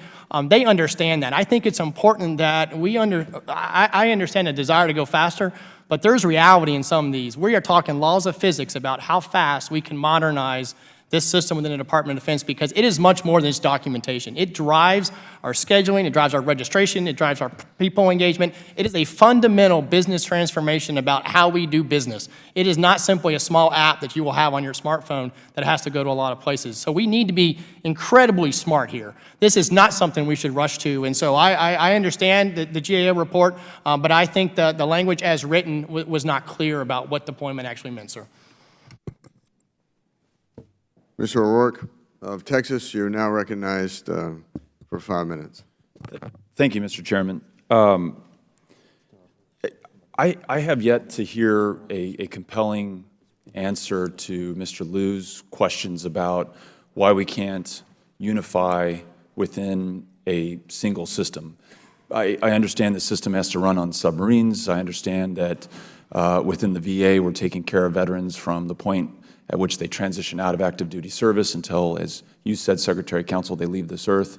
But I think the fundamentals of the system seem to be basic enough, and given the leverage that you two departments have as the two largest departments within the federal bureaucracy, there's got to be a way that you can figure this out. Ms. Melvin, has the GAO arrived at an assessment of the conclusions that these two departments have, that they simply cannot work together? Is that conclusion shared by the GAO, or have you asked yourselves that question? Our concern is with the departments going down separate paths. We do think that it has inherent duplication in that approach. What I would say over time is that as we've looked at both departments' initiatives, I think back in 2013, we issued a report that looked at some of the fundamental reasons or barriers, if you will, for why these departments weren't able to do that. I mean, inherently, each department has its own culture, and we understand that. What we found, though, that there was a lack of joint strategic planning on the part of the two departments to really look at what it is that they could do collectively to achieve this end state in terms of a joint system. We also saw that and reported on the fact that there was a lack of a joint architecture or an overall investment management plan for getting them there. Let me ask you this, and I'm sorry to interrupt you, but is part of the problem that there are no consequences? Congress mandates a requirement and an outcome back in 2008, 2009, and Mr. Miller, Secretary Counsel have given us lots of great excuses for why they can't get it done. You've suggested some of the roadblocks that were in the way, but was there a consequence? Was anybody held accountable? Could these two departments just come to the conclusion that this is just too hard to do, we don't want to do it for whatever reasons, and then they don't do it, and now we're marching down these two paths that may or may not be parallel, may or may not work together, may or may not waste billions of taxpayer dollars, and there's no consequence. I've reached the conclusion that the only person who can referee this dispute between these two departments is the President, and it must become a priority of his, and he must, unless there's, I'm all ears on a compelling reason why we can't do this, unless he says to the Secretary of Defense and the Secretary of the VA, you have to find a way to get to a unified system that works for every active duty service member, their family members, dependents, and the veterans. It is certainly possible for all the reasons that everyone has given. Do you agree with that assessment? Do you think it is possible, or do you agree with Mr. Miller and Secretary Counsel that this is impossible? I won't say that it's impossible. I think our concern is that over the years, the history of looking at this, we've had a lot of concerns about the starts and stops with this initiative. There have been mandates. The 2008 National Defense Authorization Act, for example, directed them to have fully interoperable capabilities. It has been a history of the two departments going down particular paths that they wanted to pursue for this, changing at certain points, and there has not, in our view, been the accountability for them doing it.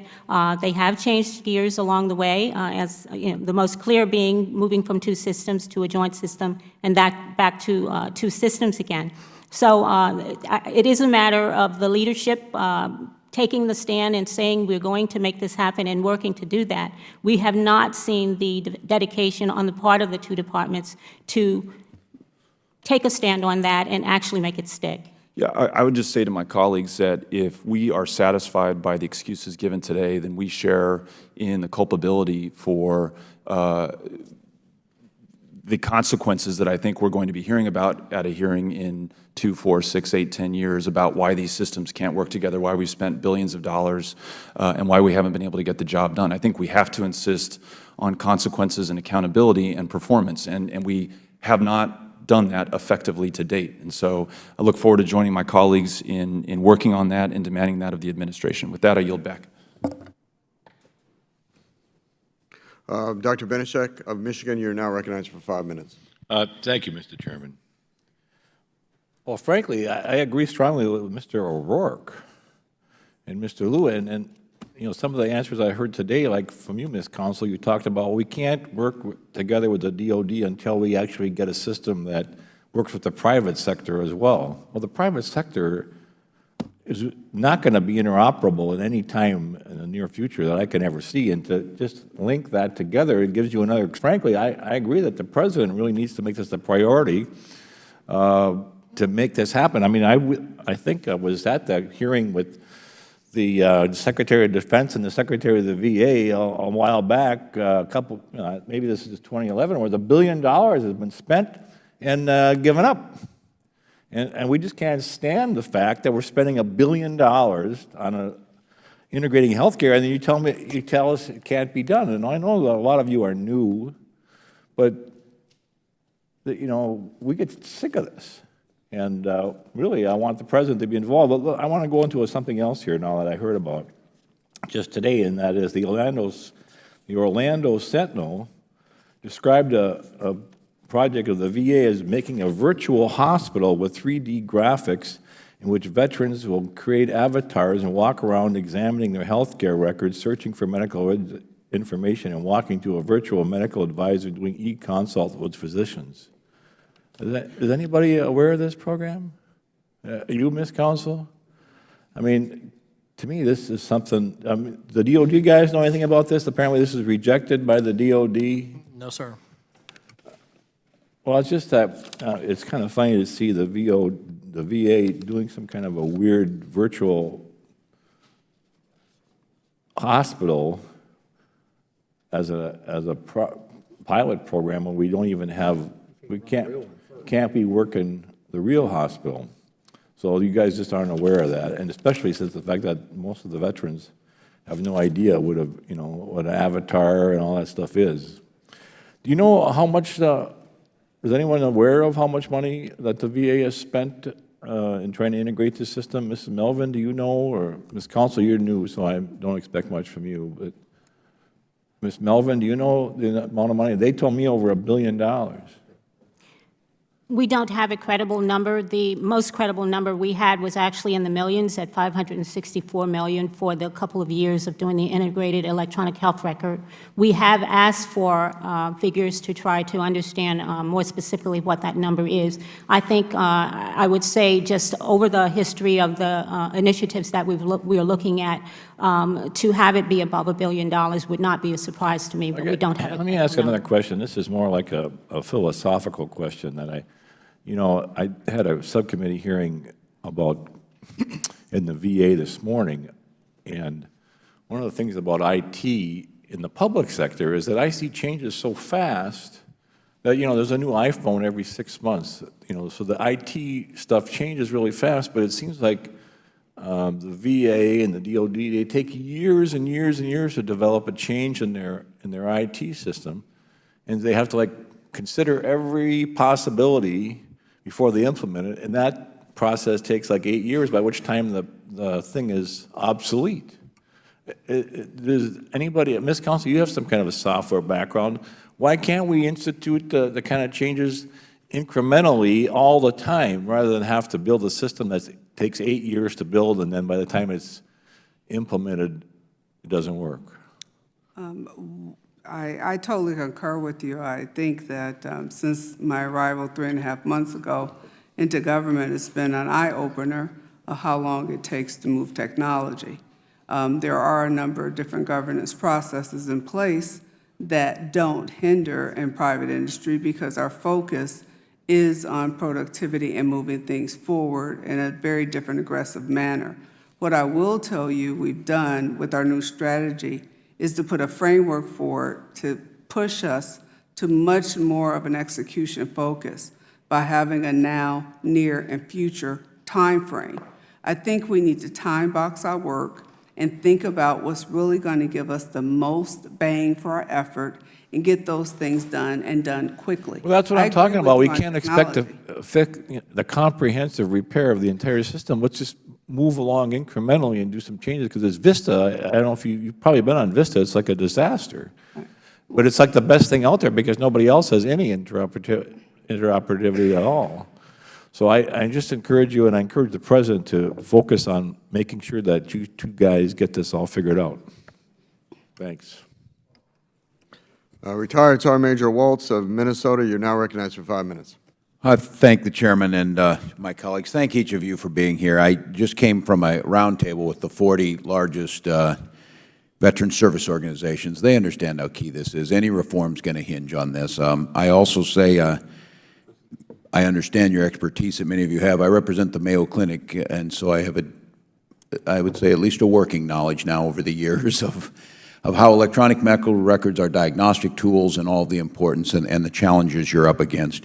I also know my friend Dr. Rowe and I years ago traveled to Afghanistan to watch 5 different databases be opened as they were operating on someone, watch a MRI, or in that case I guess it was an X-ray, not have the bandwidth to move it from Afghanistan, to tape it on their chest on the way to Landstuhl. So, I mean, we get this. We were looking at it. We were trying to piece it all together. And our goal was to follow that soldier back from that injury on the battlefield, from right at the aid station all the way back to the VA hospital in Tennessee or wherever in Minnesota, of what happened. So we've been on this. We were there and celebrated on April 9th, 2009, when the virtual lifetime record President Obama signed. And I say that to you not to grandstand, not to highlight Back to the Future Week or something like that. I say it to you because you're hearing it up here from members who've been down this road. And it's not for lack of commitment, it's not for lack of expertise, but something has got to break. And when I say, and you're probably right, Mr. Miller, and I look back at the NDAA on the issue of what deployment means, spirit and letter of the law, the spirit is obviously we just want them to be able to access and make it work. And I get that we got to clarify and get at specifics. I guess I'm throwing it out there, and maybe it's more rhetorical than anything, because, again, I do not question your commitment. I think we got very bright people here. In all fairness, there were very bright people that sat there before you in these very same jobs. And I hear the deployment date we set, and you're telling us, again, not because you're not working hard or you're not trying or you don't want to get it, saying we're not going to get there.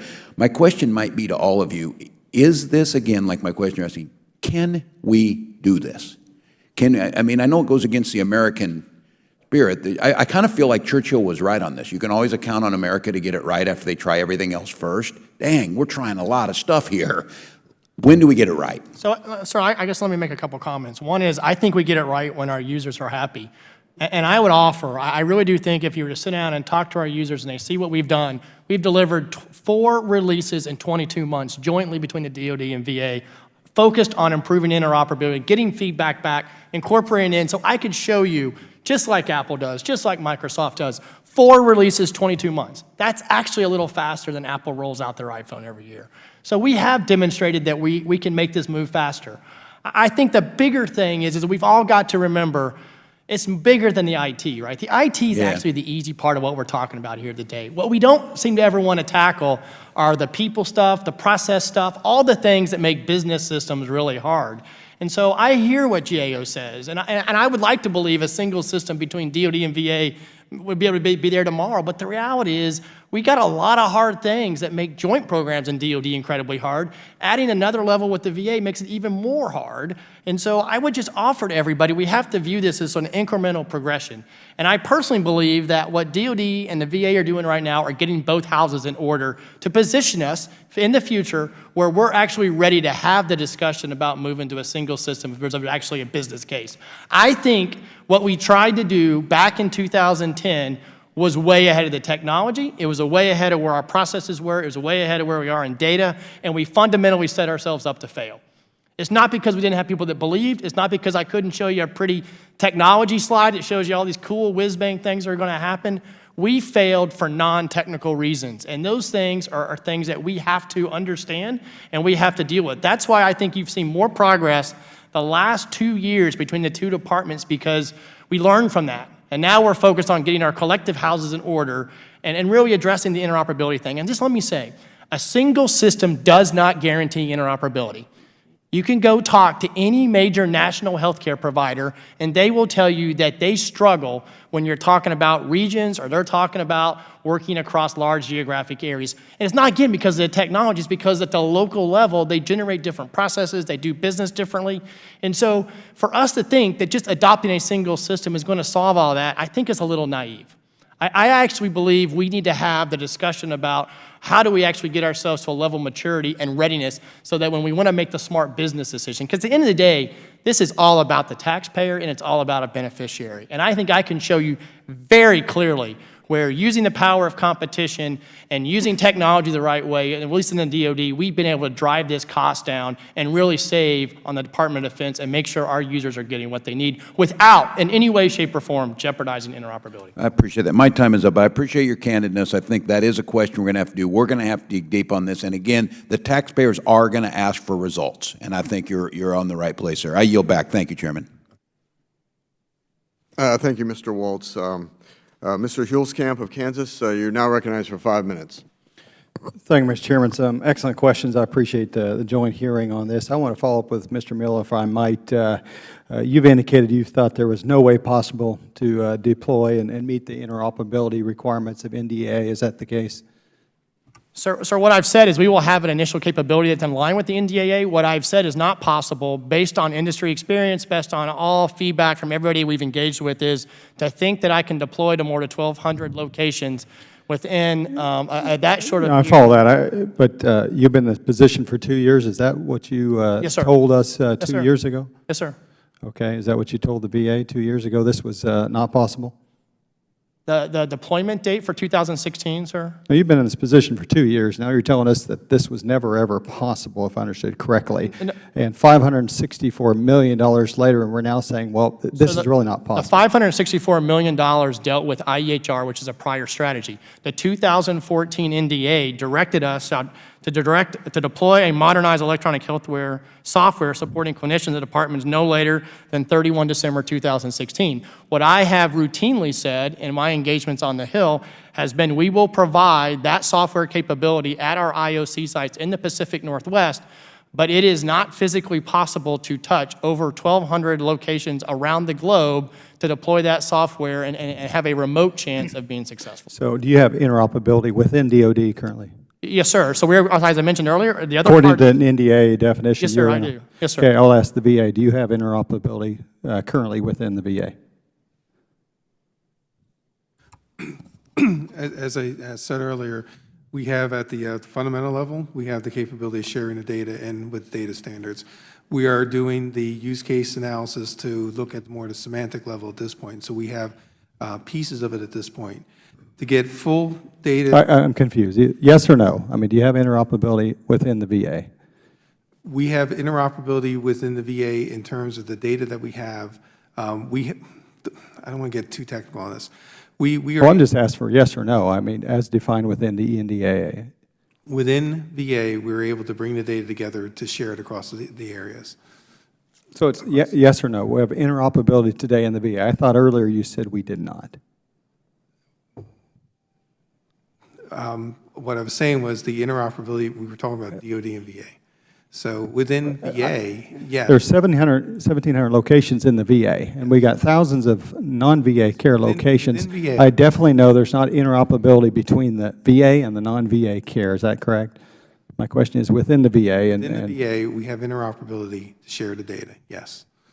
Well, I wonder about that. Follow-up I have with the VA is, according to the VA, less than 8% of medical records are marked as sensitive based on the aggregate of all VISTA systems. In a briefing to the OIG, the subcommittee staff was informed that unless records are classified as sensitive, VA does not have the capability to track when those records have been accessed. So does this mean the VA has no visibility on who accesses over 92% of medical records at the VA?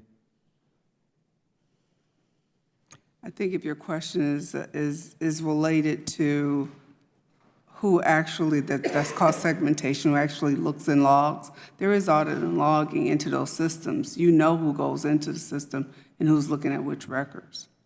Is it beyond that? Well, no, this is different. This is different information than what I understood you told our subcommittee staff. You said unless the records are classified as sensitive, you do not know who accesses those records. Is that inaccurate? Is that a change? Or are you tracking each of those? This is pretty critical. I want to know who's really getting into these systems. Yeah, I'm not aware of, I wasn't part of the testimony, sir. I don't know what you're referring to. Mr. Burns, do you know what percentage of your records do you track the access of those records? I'm not aware of that statistic, no. Would you be willing to provide that to the committee? And come back to you. would you agree that if you do not know who accesses those records, that we have a problem with privacy of that particular data? I would say yes. And today, what happens with our PII and PHI information, doctors log in, we follow who logs in, as well as the nurses, and they log into those records and out. But we will be happy to furnish you with the further information. Okay, and I would, based on what we find out, if the 8% matches, again, we're seeing 92% is you don't track the access to those records. But follow-up would be later once we figure out what that number is. I want to know what the VA is doing to improve audit details in VISTA to ensure that the veteran's PI is not inappropriately accessed. With that, Mr. Chairman, I yield back. Thank you, Mr. Yuleskamp. Mr. Connolly of Virginia, you're now recognized for 5 minutes. Thank you, Mr. Chairman. Welcome to the panel. You know, this really is so much more important than record keeping or how we deploy technology. This is about how we treat our active duty military and our veterans. Is that not correct? Anyone disagree with that? Would you agree we haven't done so good? Mr. DeVries, you cited FTAR. We prefer to call it the Issa-Connolly bill, but FTAR is fine. And I think you cited it because it is a new tool that, had it been available, might have helped us in looking at the investments we made in the past. Is that, I don't want to put words in your mouth, but is that why you cited it? So that the FTAR ruling has come out, and I think it has been I'm sorry, what? The FTAR rule has come out, and I think that's a great leveling set for the other agencies across the federal side of the House, providing the tools for the CIO to look at. It also reinforced a lot of the behaviors that we were exercising already inside the DOD. In the case of here for the medical records, I don't think we had enough authorities, we had enough oversight on it. I would challenge to the committee here, as we were talking about this discussion, we kept using the word systems. And FTAR in itself kind of deals about a system, but it's not. It's about understanding the data, it's about understanding the individual, both the patient, but also the provider for it. And I really don't care how the provider accesses what tools he uses, as long as he takes care of me, the customer. Right. And I think that's where we're going to. I would just note for the record, had FTAR been in law at the time, it would have required a cost-risk analysis to substantiate whether the current approach is in fact less expensive and faster to implement, as the departments have asserted, before the 2013 change was made to pull the plug.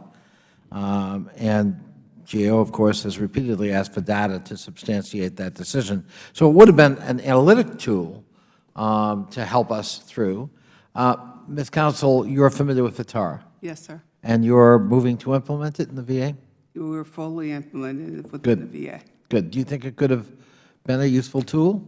I know you're only there 3.5 months, but that gives you the one benefit of looking back and thinking, how could we have avoided some of the problem? It's always great to have solid data and understand how decisions were made so you can decide and people understand at that point in time, this is what we knew and this is the decision that we made. Mr. Miller, I wish I had lots of time to talk to you. You said we failed for non-technical reasons. What did you mean? Sir, what I mean is with business systems, you're really changing how the work is done, right? So you got to think about the training, you got to think about change management, you got to think about communications. You know, the reality is that these tools on the business side exist to enable workflows and to make decisions. And my comment really is that oftentimes where we fail is that we haven't done that. We account for the user adoption. We don't account for the over-the-shoulder training. We don't account for all those things that have to happen to really make sure that the system is successful. You know, and I think that's a fair point. It's not just about technology, and technology is a tool, not an end in and of itself, but it's important. I've gone to oncology centers where doctors initially really resisted electronic record keeping, and now they wouldn't live without it, because they can now see instantly the protocols in place for dozens of patients and make instant modifications up or down that may be more efficacious. It's saving lives. What we're about here today is saving lives. It is vital that if I'm active duty and you've got my medical records, they be seamlessly transferred to VA when I become a veteran, so that we're not worried about whether I need to reinvent the wheel on testing and data, but that we're getting to my medical condition and treating it.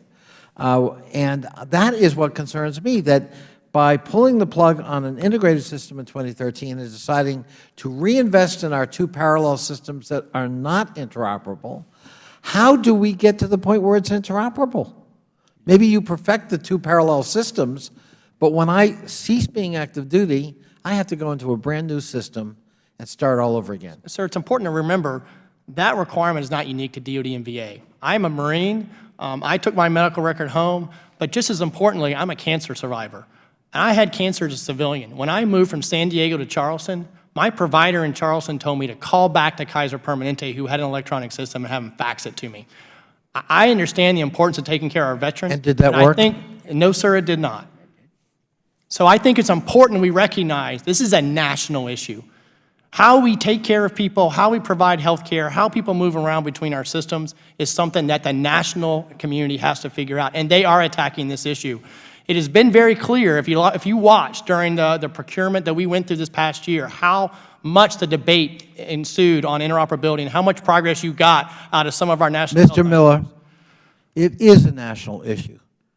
But we're talking about two federal agencies that deal with a specific population in our care. And we talk about taxpayers, they want to know our military, our veterans are getting the best we can possibly deliver, and we're not delivering the best. And one of the problems is we've had bureaucratic inertia between two agencies that can't get their acts together on behalf of the men and women we're serving. That's the issue. Not that there's some national problem that's bigger than all of this. This is conquerable. This is within our purview. You're federal agencies. And you owe more to the men and women who've served this country than they're getting. And that's why we're having this hearing. I yield back. Thank you, Mr. Connolly. Dr. Rowe from Tennessee, you're now recognized for 5 minutes. Thank you, Chairman. And I'm going to probably go down a little different road. You know, I was here, probably other than Mr. Walsh, I've been here on the Veterans Affairs Committee longer than anyone. Served in the U.S. Army as a physician, as a doctor, trained in a VA. So I've been in both systems. I was in the system when this was your health record, and you carried it back with you. And it worked okay. And this electronic system that we've got in the VA now works so smoothly is that the primary care doctors can see about 10 or 12 people a day. And me using this technology, I could see 25 people a day easily. Now, we have transitioned to a more modern system. There's no question. And Mr. Miller, you are 100% right. I went from paper to an electronic health record. It is not easy. What you're trying to do is not easy. But I agree with Mr. Connolly, ditto, right on. What has got to happen is we've got to have one system where 20 years from now, we're going to be sitting here having exactly the same conversation. And very smart people 5 years ago sat down and told us we can make these interoperable. I went to Great Lakes, Illinois in January. That wasn't a lot of fun to see how interoperable the system was at the VA and the Navy. And guess what? In about 5 minutes, they could give me, the doctor, a CBC. Well, I hadn't got 5 minutes to wait. I can wait on a fax machine that quick to be able to pull it up. And let me tell you what $1 billion is that was wasted. And to this day, I asked the Secretary, what happened to that $1 billion when you two were trying to work together, to, not you all, but the previous DOD and VA, to make this work? I serve in a hospital system in Johnson City, Tennessee, that's a $1 billion system. It has 9,000 employees, 13 hospitals, 70,000 admissions, 250,000 ER visits, and they service a $600 million debt. That's what $1 billion can do. And that's what the VA and DOD managed to waste, and I have no idea where it even is. It's hard for me with a straight face to go home and say what we did with this money. Now, I appreciate the fact that like the VA has a legacy system. You guys at DOD had a legacy system. I think you were smart to get rid of it and go to something more modern. That does make sense. But what should have happened in that time was your partner, which are taking care of exactly the same patients. One day I was an active duty military, the next day I was a veteran. It happened to you, it happened to me, it's going to happen eventually to everybody after their 30 is in.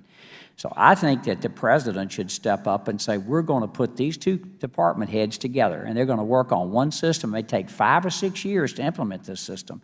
But me personally, I'm not going to be part of another system that 10 years from now we have the same thing where you can't even pull up a CBC when you separate from the military. So, Ms. Counsel, you have a legacy system you're trying to make work. And I'm not asking you to say it's up to you to switch systems. That's above your pay grade. But wouldn't you think it would be simple if both of you had the same system?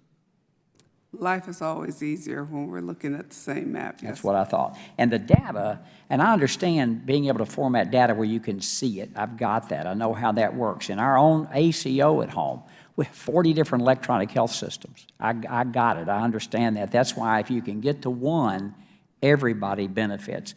And I think if we're going to spend billions of dollars, we ought to go deep in and convert both systems. And the VA is comfortable.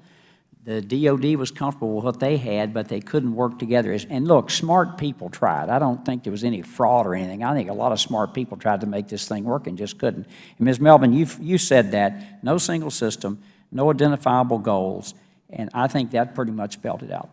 I would agree with you. Our concern throughout the history of this initiative is that there's never been a really defined end state for what it was that the agencies were trying to achieve and how they could go about really determining what interoperability is and then establishing and identifying how they were going to get there. That's what we asked the secretaries to do. In 2013, I was at the hearing when both secretaries came in and gave us that information that it wouldn't work, so they just stopped.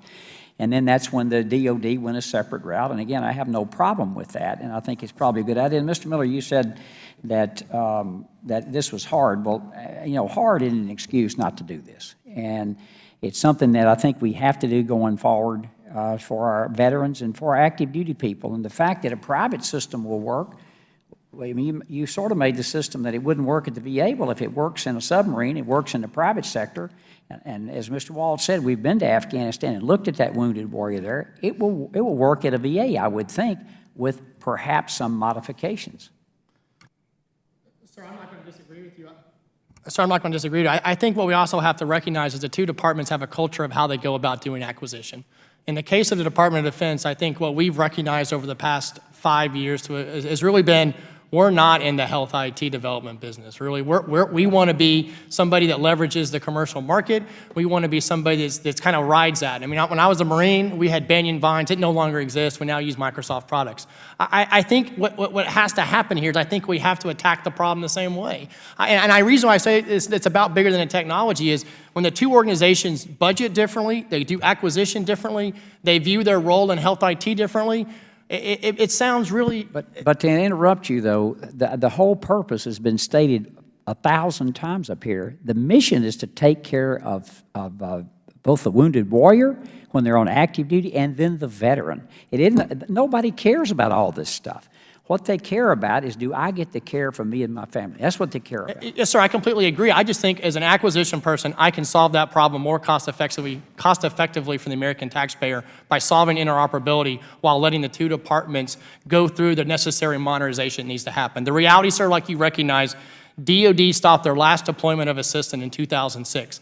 My niece's husband is an Air Force doctor down in Biloxi, Mississippi.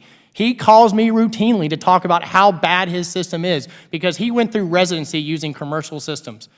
He cannot believe the impact on his productivity by not having a system that's as modern and advanced as what he needs. So the reason I say that is because we can solve the interoperability challenge. What I can't afford to do is to go back to my clinical users who have demanded a new system and tell them I got 5 more years while we work through all these other hard things. So I just think we need to come back for the record and show you what the business case looks like. I'm over my time, Mr. Chairman. One last thing is that I've been hearing for 7 years, we're going to make this work, and interoperable by smart people. Hadn't worked yet. I yield back. Thank you, Dr. Rowe. Ms. Duckworth of Illinois, you're now recognized for 5 minutes. Thank you, Mr. Chairman. I'm thanking the witnesses for being here today. When I left Walter Reed as a patient, I left with a CD-ROM with my entire records, including the notes from the surgeons who performed my amputations. In order to get into the VA system, I had to wait 90 days for an appointment, and that consisted of me going in to see a physician's assistant for whom I had to disrobe to show him that I was still an amputee, that in those 90 days, my limbs had not grown back. Now, in that time period, that physician's assistant did not want to see me. He had other patients to see. There was a backlog of patients waiting to be seen. He was not able to just accept DOD's records. And so it was a waste of time for him, it was a waste of time for me, it was a waste of resources for other veterans. I say this because as a patient of the VA and as a former patient of DOD, I am proud of both healthcare systems and I am proud of the people who work in both systems. But I am also equally frustrated by both sides because I have been a member of the leadership at VA. In fact, my frustration with this very issue is one of the reasons that I quit VA in 2011 to go run for Congress. Because of the posturing, the inability to work with each other, and the continued strife and the waste of shared taxpayer dollars. It's literally one of the reasons why I ran for office, because I sat in those meetings every week at the Pentagon where, let me tell you, from my personal opinion, Tammy Duckworth's personal opinion, the VA got rolled by the DOD on a weekly basis. Mr. Miller, what you can tell your folks about, your clinicians about what you can do to get them a good system is not wait 5 years. You can tell them we're going to adopt VISTA, and then together, while we're using VISTA, we can work towards something else. That's how you get them a better system immediately. But let me tell you that I was there week after week, and then when it went on to months, there would be a new 1-star or a new 2-star who would rotate in, the old one would leave, and the new one would come and goes, oh, I need a new study, because I wasn't here for all of those weekly meetings. I need a new study. We need to figure out what's going on.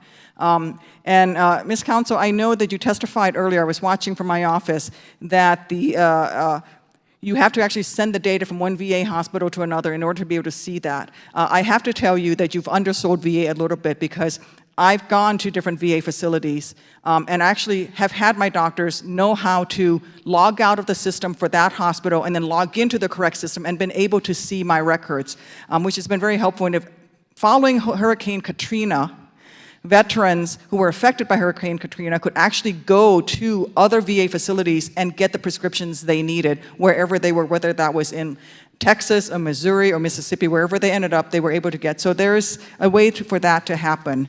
But look, this is about a longstanding, deeply embedded culture that prioritizes in both agencies turf battles over the well-being of our service members.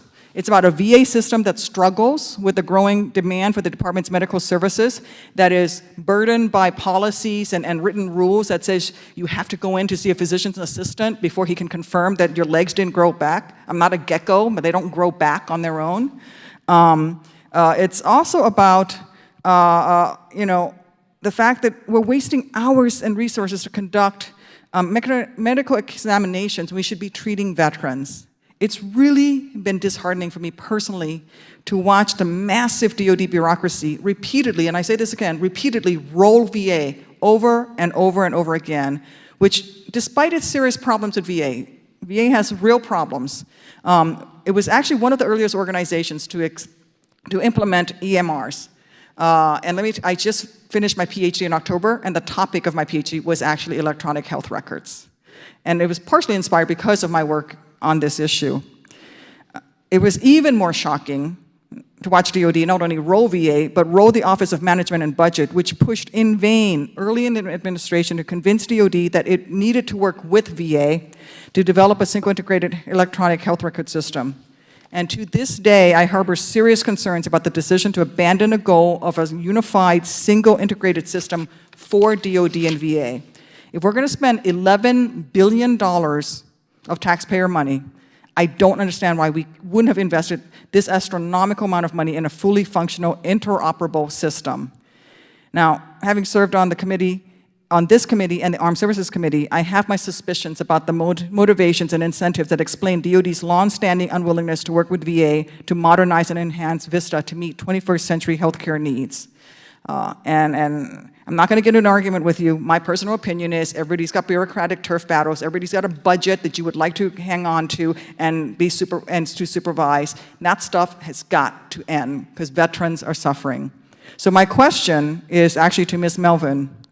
In your testimony, you noted that neither DOD nor VA could substantiate their claims that maintaining two separate EHR systems would be less expensive than developing a single integrated system and would be developed faster than creating a new unified DOD-VA system.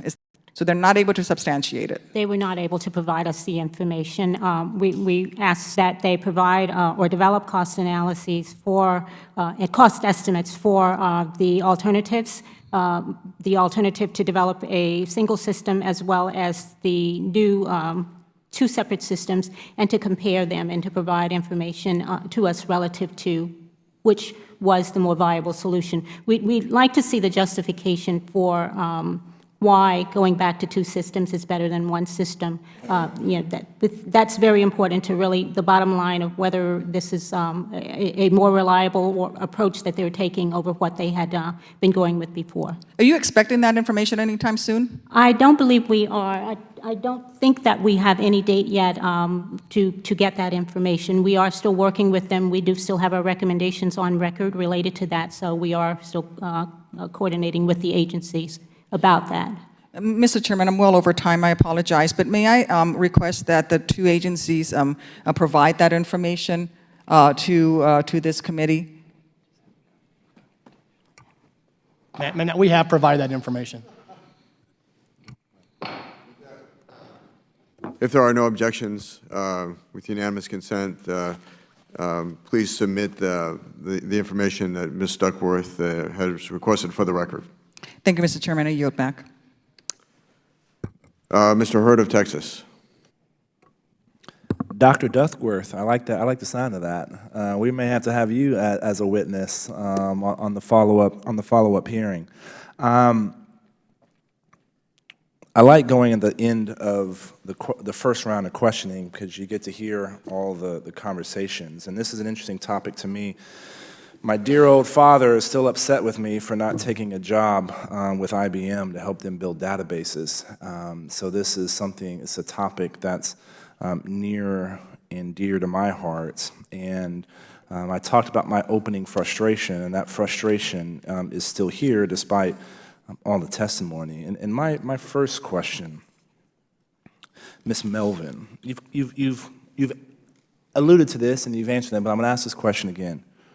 Who is in charge of interoperability of electronic health records between DOD and the VA? At this time, the Interagency Program Office is designated as the single point of accountability. However, what we do know at this point and what we've reported is that VA has its own governing body, I think as Ms. Council has alluded to, and also DOD has its own governing body. So there actually are at least 3 different entities that are involved with this. Thank you. That's helpful. Mr. Miller, you represent the IPO, is that correct? Sir, I represent the Department of Defense as a senior executive responsible for both our interoperability and our modernization efforts. The director of the IPO is Dr. Lauren Thompson, who reported back in May, and she actually runs that office. So is that Dr. Thompson? Right? Yes, sir. So she reports both to do you report to her? No, sir. She works for me and under Secretary Kendall. So you're her boss? Yes, sir. So, but you're a DOD employee? That's correct, sir. So who is this governing body within DOD that is looking about the interoperable medical health record? So within both departments, they have their own IT acquisition organization. So within the Department of Defense, that's under Secretary Kendall. He's responsible for all of our acquisition. And so on the acquisition and technology side, he is who we report to on our efforts for the interoperability. The same goes on the VA with Ms. Council. What we do is we routinely meet between Ms. Council and Secretary Kendall to review our progress. So my question, Mr. DeVries, a clinic, a VA clinic, and let's just say San Antonio, can they have one computer that has access to the VA health system and the DOD health system? They could, sir. Do many people have access to that? Not today. Trick question. Not today. Okay. Why is that? I think it's based upon technology, where we are today, and where the data is. Identity is the critical part here, as I talked about before, from both the patient as well as the provider. Right. The And you're responsible for that, correct? Providing the accesses and the protections around that data, you specifically? Correct. Overall policy is, yes. So if Mr. Miller, can Mr. Miller tell you what to do? Is he in your chain of command? He is not in our chain of command. So the person that's responsible for protecting the data, right, of our health data, right, which is a key part of interoperability, the person who's charged with interoperability does not have control over those people making those decisions. Is that correct, or am I confused?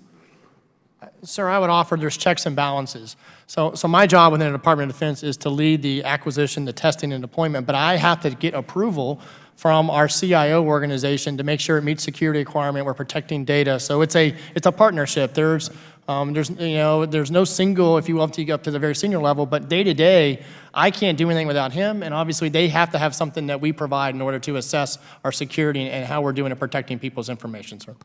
So, Mr. Miller, you said this is a national issue about interoperability of healthcare records. I agree with you, and I also agree with Mr. Connolly as well. This is about 2 federal agencies sharing information amongst each other. And to me, it's shocking that a doctor in San Antonio, Texas, can't have one computer on their desk that accesses both the DOD records and the VA records.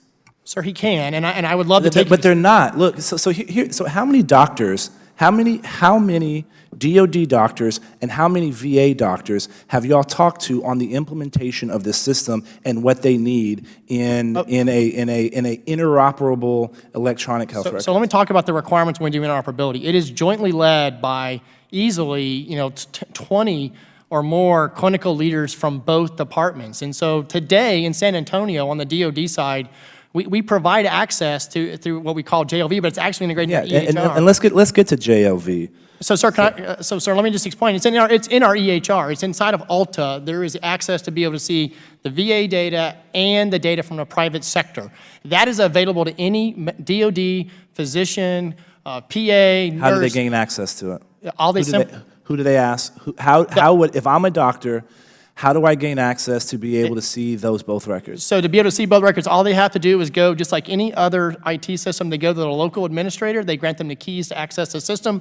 We've gone in the DOD from about less than 500 now over 8,000 in about 6 months, and we are continuing to roll out. In fact, this is for JLV? Yes, sir. In fact, at Brooke Army Medical, it is one of our largest users and actually where we've been doing the operational test. So besides getting input back on the requirement side, we've actually gone and done operational testing at Brooke Army Medical in Alaska and at Walter Reed to get feedback from no-kidding users, which has then been rolled into the future enhancements of the system. So we have an incredible engagement with our clinical functional users to make sure we're meeting their requirements. But a soldier, sailor, airman, and Marine, when they show up to a VA clinic for the first time, they still have to print out. No, sir. I talk to people routinely. Okay, so let me ask you, so you're saying nobody has to do that? So, sir, they print that record out because oftentimes our active duty, especially when they have been in the service a long time, predate our IT systems. So I think it's important to recognize that we have not been fully electronic within the entire department. Look, absolutely. So here's the problem. Quick question, and Mr. DeVries, you may be able to answer this question for me. If I'm in the Air Force and I go see a DOD doctor, is my record different than someone in the Army that goes and sees a DOD doctor? It is not. It is not? It is not. Same system. Same system. So all branches, is it, okay, Air Force, Army, is it the same for all branches of the military? Yes, sir, same system. It writes to the same data repository. Will the gentleman yield very briefly? Please. I just have a little something. Please. So I don't know if the gentleman is aware of how frustrating this is when there's even a hospital in Chicago called, that is a joint federal VA DOD facility. And in that hospital, they actually have 2 computers sitting next to each other, one with the VA system and one with the DOD system. And that hospital is supposed to be a joint facility treating simultaneously veterans and Navy personnel. And even there in the hallmark hospital that is the flagship of this effort, it's 2 computers sitting next to each other. Shameful. It really is. So, who's actually, so I look at this problem multiple ways. You have the various health facilities that a soldier, sailor, airman, and Marine may see in their time when they're in DOD. Then you have all the facilities within the VA.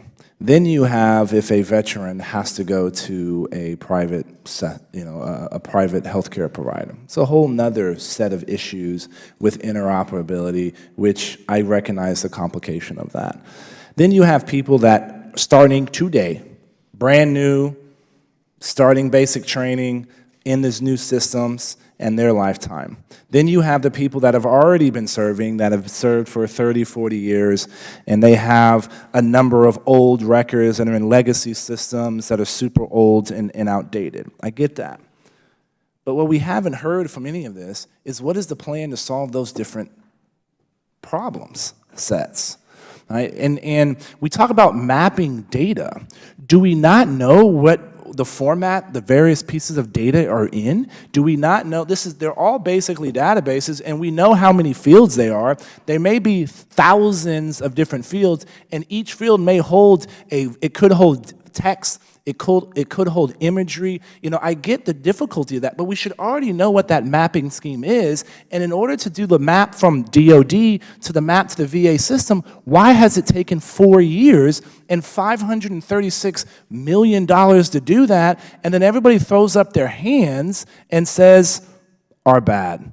This is really hard to do, and we're going to have to go through separate systems." Now, I recognize, I don't think anybody on this panel were around in 2008. Mr. DeVries, maybe you were. No? Oh, good. Not around, but you weren't involved in this. So first step is, have we gone back and looked at the problems as this was solved, right? And Ms. Counsel, I know you're new, and I'm excited about you bringing some expertise and experience from the private sector. I don't know if you knew what you were stepping into when you took this job, but we're glad you stood up and willing to take on this challenge. But we have to look at the failures in the past, and I'm sorry, 2 years is not acceptable. And saying that, I wasn't around. when we're talking about the FY14 NDAA, and that we're going to comply with that requirement. But at the end of this month, our soldiers are not going to be able to walk into a VA system and get access to their DOD record. They may be able to see it in JLV, but JLV is the equivalent of using microfiche. And you may be able to search for an individual patient, but you can't search what was their blood pressure. And sometimes you having to have VA clinics do the same test over because they can't see the imagery that was included in their DOD system. That's a huge waste of time. And what's shocking in all this, the men and women, the doctors, the healthcare providers in the VA and the DOD, they're doing a damn good job, right? When they're actually providing that service, and they're the ones that are having to get these workarounds for their system to make sure that they're providing the kind of health care that our soldiers, sailors, airmen, and Marine have. Now, my last question, I'm way over time, and I apologize. Ms. Counsel, do you have all the tools, authorities, in order to do this job? I've had this conversation with my team. I think it's the first time in my career I can say yes. Well, excellent. If you need more, let us know. Will do. And with that, I yield back. Ms. Kelly, you're now recognized for 5 minutes. Thank you, Mr. Chair. GAO's written testimony concludes that your decisions to pursue separate EHR efforts highlights, and I quote, the criticality of these departments needing to define what they aim to accomplish through these efforts and identify meaningful outcome-oriented goals and metrics. DOD and VA, do you agree with GAO's assessment that outcome-oriented goals would help measure progress toward interoperability and hold your departments accountable for their progress? Yes, I do. Yes, we do. So what do your respective agencies aim to achieve from your interoperability efforts? What do you want for your outcomes? From our point of view, we want to be able to have a medical and electronic health record that is accurate for that veteran that can be used in any way, shape, or form that that veteran needs to have it used, and be fully portable to be where the veteran needs to be. Ma'am, I would say it kind of goes around what we use in the DOD, a quadruple aim, if you will, and those four vectors really are, first is readiness. At the end of the day, the Department of Defense has to be operationally ready to execute the mission, and that includes both our service members as well as our families who take care of them while they're on deployment. Secondly, we got to address quality, we got to look at our cost, and we got to look at improving decisions that actually impact the lives of our service members, beneficiaries, and veterans. Okay. And what value and benefits will all users gain from the deployment of modernized electronic health record systems with interoperability? What do you? At the end of the day, it's a seamless, unified point of view, and I think that's what every patient wants. They want not to have to answer the question 10 times, not to have to fill out another form, not to have a missed record or a missed report or a missed test. They really want the doctor to have the best information at their hands at the time that they need to make the decisions about their health. And I would take it a couple ways. One is I think our users really want a modern system that helps with decision-making, gives them productivity time back, looks at engaging modern technologies like smartphones and some of the natural language processing, because at the end of the day, they're busy, and we ought to be doing everything we can to provide them tools that are open and secure to enable them. The second thing I would highlight is we want to go after a modern system that is really about the patient, and it's really about engaging the patient more. We have the ability today to provide our health record information to our beneficiaries, but I think when you see what's going on in the commercial market, you really see where the more the patient is engaged in their healthcare decisions, the better the outcomes. So one of the things we are really after here is making sure that we have a system that engages them, and so it really can help drive. And lastly, I would say, from our perspective on the IT side, it's also about security, and it's about driving down sustainment costs. The system we have today, actually it's multiple systems, we cannot sustain them forever. We have to adopt an enterprise system that handles a lot of that integration and continues to provide us new technology so that we can drive our sustainment cost out so we can be affordable. Both of you had great answers, so my last question, what's the status in defining these outcome-oriented goals? You had the right answers, but what's the status? As far as we're concerned, our goals and our new dashboard will be up in January for full visibility. We're looking to make sure we're measuring the right things and we're measuring metrics that matter, not just a bunch of stuff that nobody really cares about. Ma'am, the IPO is actually taking the lead here. They actually have had a series of summits and meetings, pulling together subject matter experts and people to kind of start working our way through this. In fact, tomorrow is one of those meetings. In the case of, at the larger DOD side, just like the VA, we have a larger performance metrics and things that we monitor. What we're working through right now is trying to understand, is that the right map or are there things we're missing, right? So what we're really trying to do is generate a first step that reutilizes those, and in parallel, what I've also asked that we look at is bringing in some really smart people who understands operations research. So we have some great FFRDCs and activities that really understand how to look at some of these things, as well as some of the national health systems. And so while we're kind of doing this first effort, we're also going to be doing a very strategic look and engaging some people and having them help us work our way through this. We aren't the first people that have tried to figure some of this out, but we recognize that it's important, and we recognize we got to get something in place that's better than just measuring transactions between our two departments. Well, Mr. Chairman, or both of you, I look forward to having another hearing so we can hold these departments accountable and see what the progress is. Thank you. Thank you, Ms. Kelly. Dr. Benishek, you're now recognized for 5 minutes. Thank you, Mr. Chairman.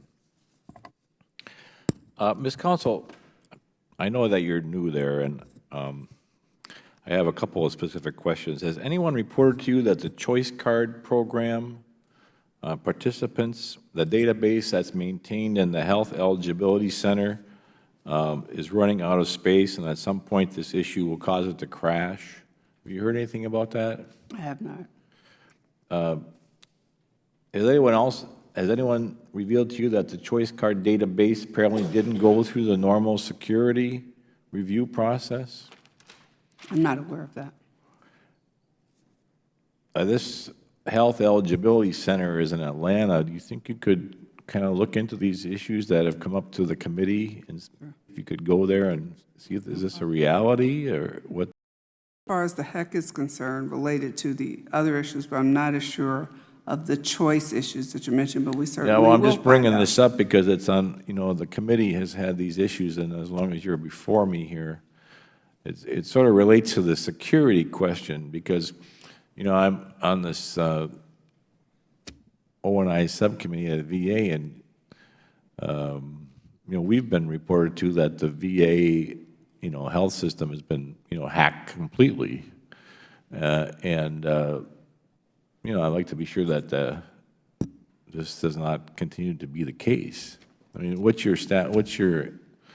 I saw Mr. Miller's, we've been worried about that with the DOD, and we certainly want to have a system that gets hacked.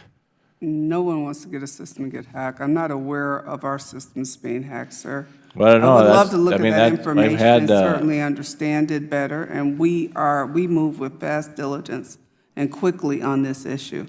And if you, as you're aware, with the cyber strategy we put in place, we've tightened up our processes aggressively, reduced the elevated privileges that people have had in our environments, and changed it aggressively. And in particular with the HEC, as it related to the systems and the applications that we're engaged in with the veterans, we have remediated that system, which was not an OINT system, but it is now. But the choice program, I will certainly look into that. I appreciate that. Thank you. That's all I have, Mr. Chairman. Thank you. Thank you, Dr. Benishek. Ms. Duckworth, you're now recognized for 5 minutes. Thank you, Mr. Chairman. There was earlier, Mr. Miller, I think you mentioned that VA and DOD have very different acquisition systems, but I believe that under the previous CIO at VA, he instituted a program called PMAS, a Project Management Acquisition System, that, as I recall, was very well received and have saved significant amounts of money for the taxpayers in terms of how the VA acquires IT systems and programs. Ms. Counsel, is VA still using PMAS or something similar, or legacy from that? Yes, PMAS is not our acquisition system as much as it is a management system of how programs and how programming is done to create code.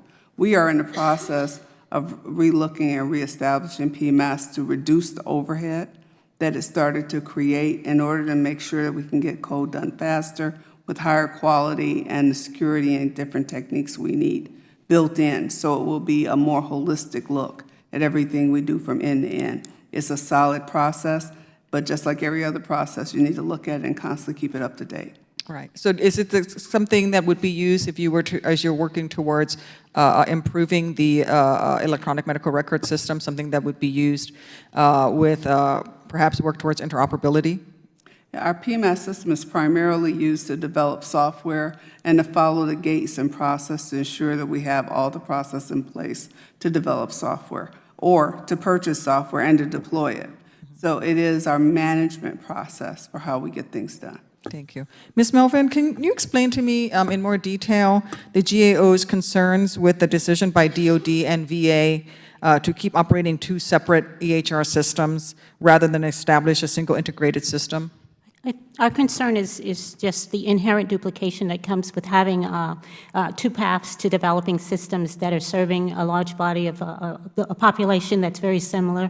Also, there are a large number of functions that are for inpatient requirements that are the same. Prior report showed 97% of those requirements being the same. So from that's for inpatient, I should say. And our concern is from the standpoint of not having a common, whether the agencies will have a common goal that they work toward, whether in fact when they ultimately have this system and they've gone down to these two separate paths, whether they in fact do end up with systems that have the interoperable capability between them that will allow them to serve patients in the way that we've talked about today and ultimately to improve the healthcare mission. So it's about the cost of having duplicative systems. It's about the overall management relative to your ability to deliver on those capabilities and serve a common mission for the service members. So 97%. This was a study that was previously done in terms of, that showed 97% or over 97% of their inpatient functional requirements were common across the two departments. So that's a factor that goes into our concern that the agencies do need to look more closely at what their capability is to put in place a system that's common for both departments. Is it a true statement that VA operates the largest hospital network in the nation? The VA and DOD have two of the largest healthcare networks in the nation, yes. How big are they in relative size, the size of VA's network compared to the DOD's size? I believe that DOD's system is slightly larger. I don't want to misspeak on that, but I believe their healthcare system is larger than Is it larger in terms of number of patients served, or is it larger in terms of more facilities? I'll defer Ms. to Counsel? actually them. Ms. Counsel, you look like you have an answer. The DOD is larger in terms of different outlets and facilities. We are larger in terms of the number of patients we see. Do you know how many patients you serve? The last time I saw the number was 10 million, approximately in the DOD, 24 million in the VA. All right, so you have more than twice as many patients accessing your healthcare system than DOD does. That information, if I'm recalling it properly, yes. Okay. Ms. Melvin, can you explain how this decision for them to keep two different systems instead of a single integrated system is going to affect interoperability well into the future? I don't know the answer to that. I mean, it's one of our concerns is that the departments haven't provided a clear justification for why two systems is better than one. That's the critical information that is needed to really justify moving toward the two systems. Again, the history of this has been that, you know, they've been down the path of two systems for many, many years. The single joint system, as we understood it, was intended to take care of some of the challenges that the two departments had in their prior efforts to develop interoperable capabilities between two systems. So having a justification for why moving back to that, besides the obvious factors of cost and schedule that they've mentioned, are important to know. Well, maybe you'll get an answer to that question since you've not been able to get that information as a GAO, but maybe with the Congress asking for it, they will finally provide it. I'm out of time. I yield back. Thank you, Ms. Duckworth. Mr. Hurd, you're now recognized for 5 minutes.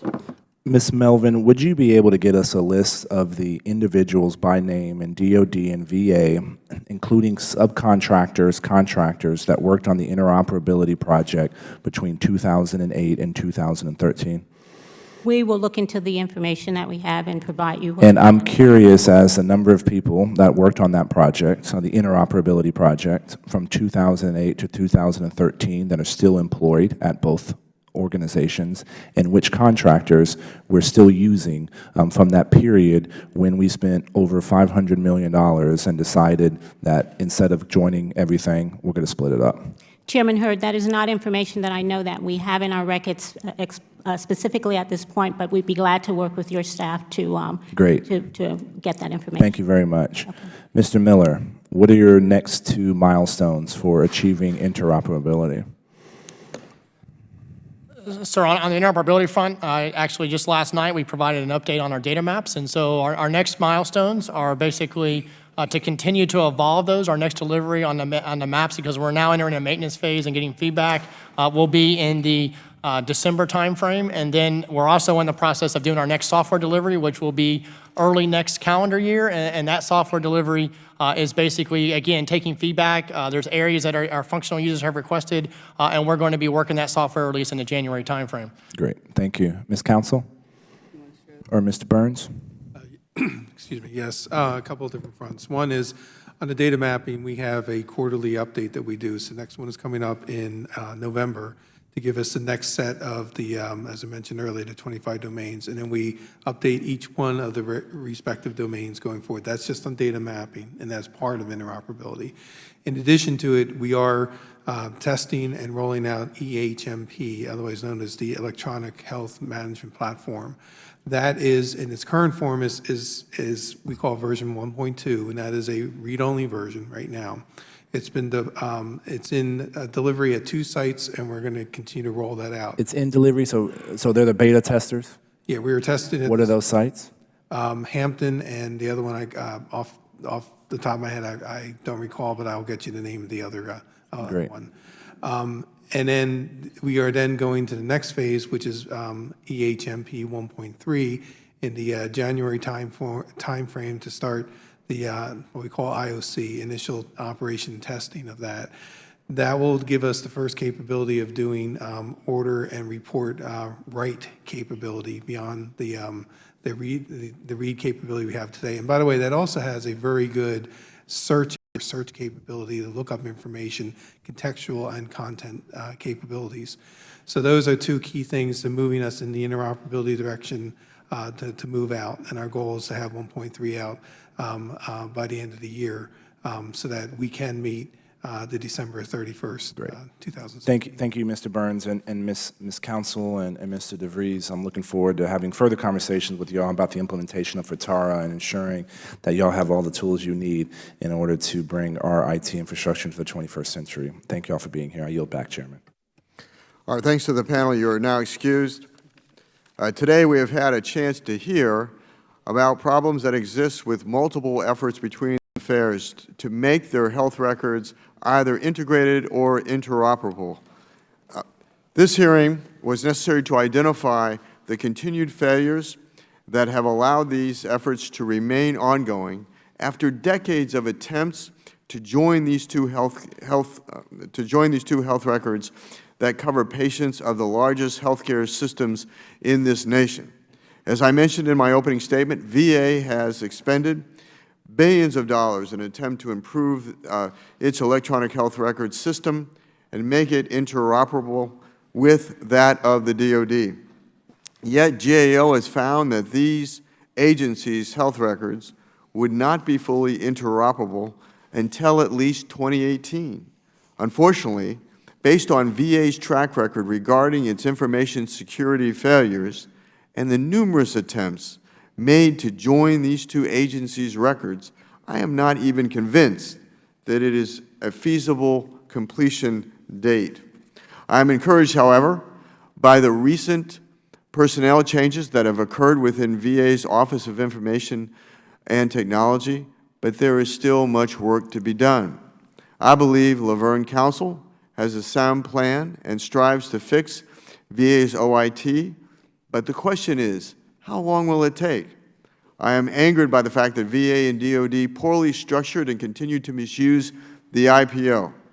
It is no longer a quote-unquote single focal point mandated by Congress.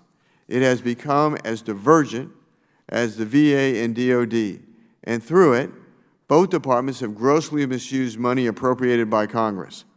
As such, I am exploring ways to correct these problems once and for all, since VA and DOD have continued to disregard Congress on this matter. I ask unanimous consent that all members have 5 legislative days to revise and extend their remarks and include extraneous material. With that, without objection, so ordered. I would like to once again thank all of our witnesses and audience members for joining us in today's conversation, and I would like to thank Chairman Hurd for holding this joint hearing on these very important issues. With that, this hearing is adjourned.